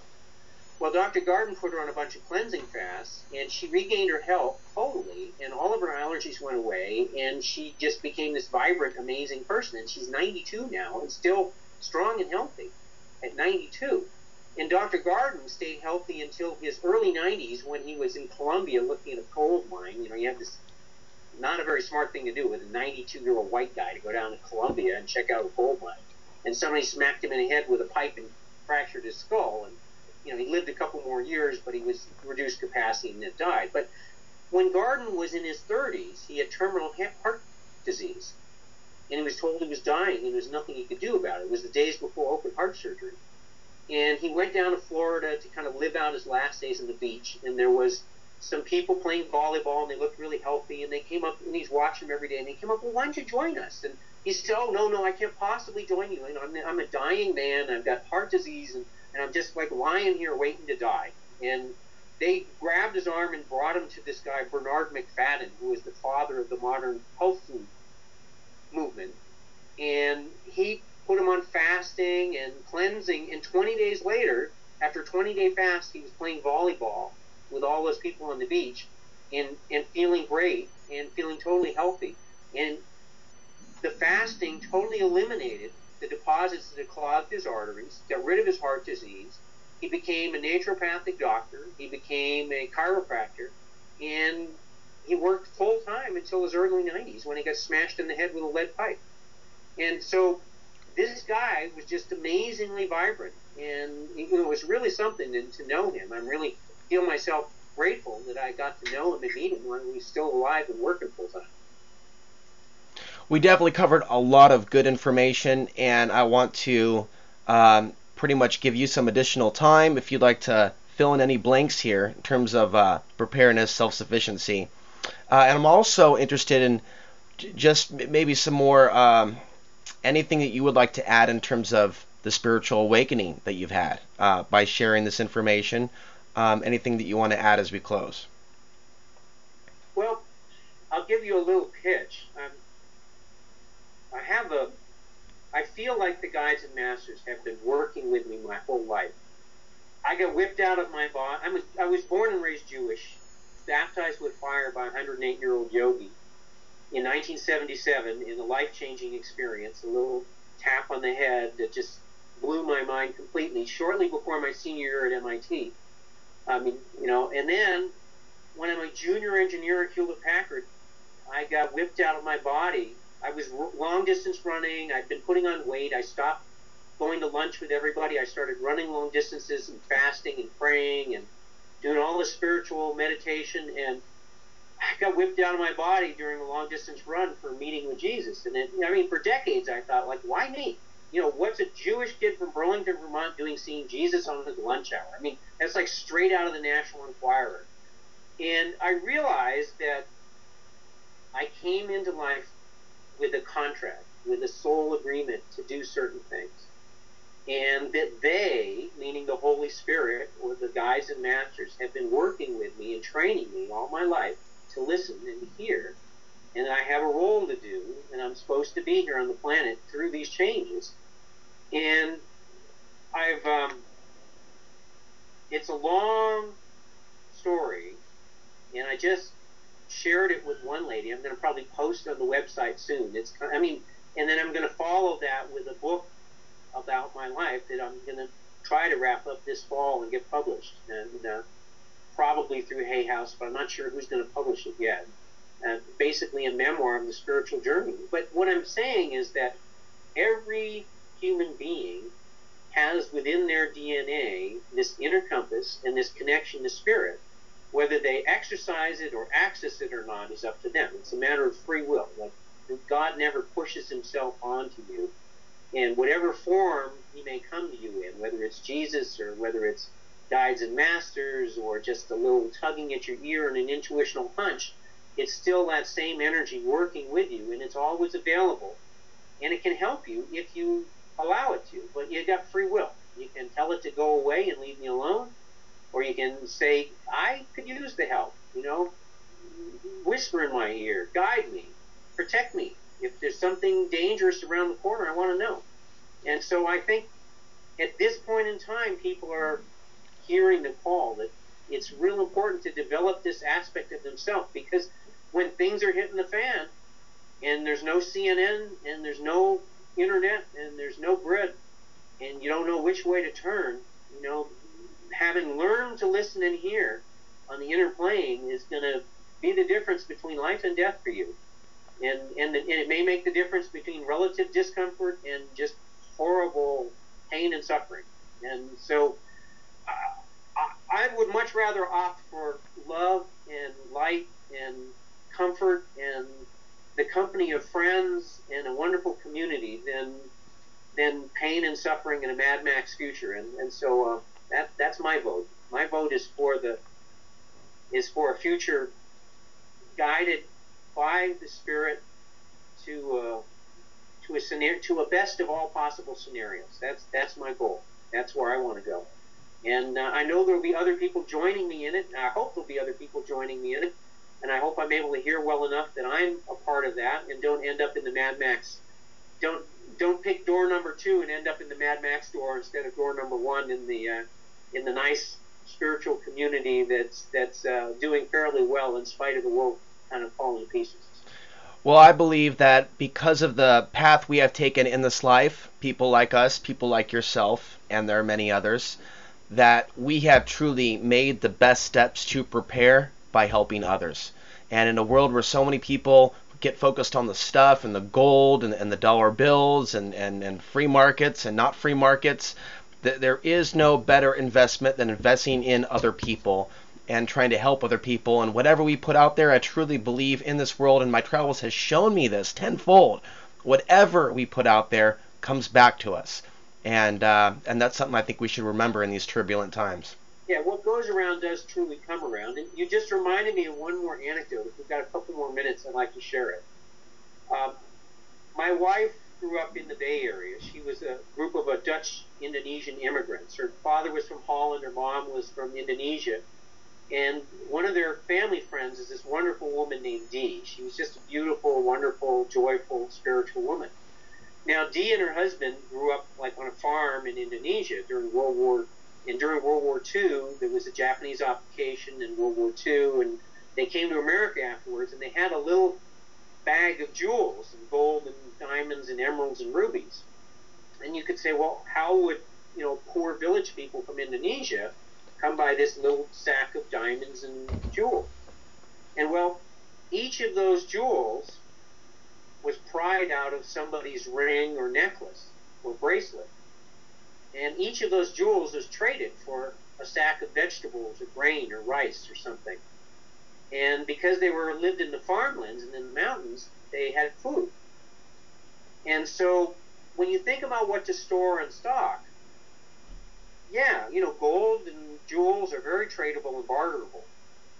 But a lot of us don't have much money to stock much in the way of gold and jewels. And each of those gold and jewels traded for a sack of food. And before the collapse, they would have bought hundreds of sacks of food for one diamond or one emerald. And after the collapse, one diamond or one emerald was worth one sack of food. So if you don't have enough money for a big sack of, it's great. It's portable. You can bring a lot of value with you with your diamonds or jewels, but someone could also take that from you in an instant. Whereas your skills, your talents, food, other things of value, Bic lighters, toilet paper,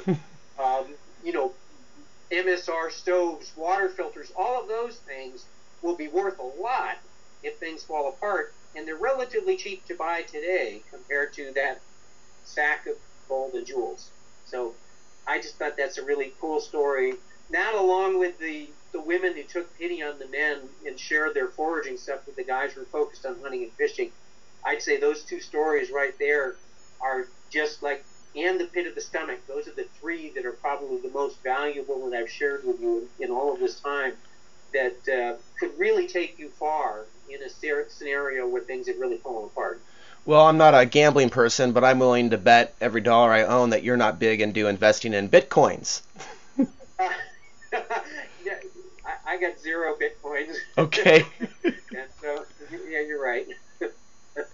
Well, thank you very much, Matthew, for speaking with me. I look forward to sharing this with so many other people. Now, your website's wintechfails.com, and you have your article out there, 400 Chernobyls, EMPs, and all that is at your website. I'm going to link to that article down below.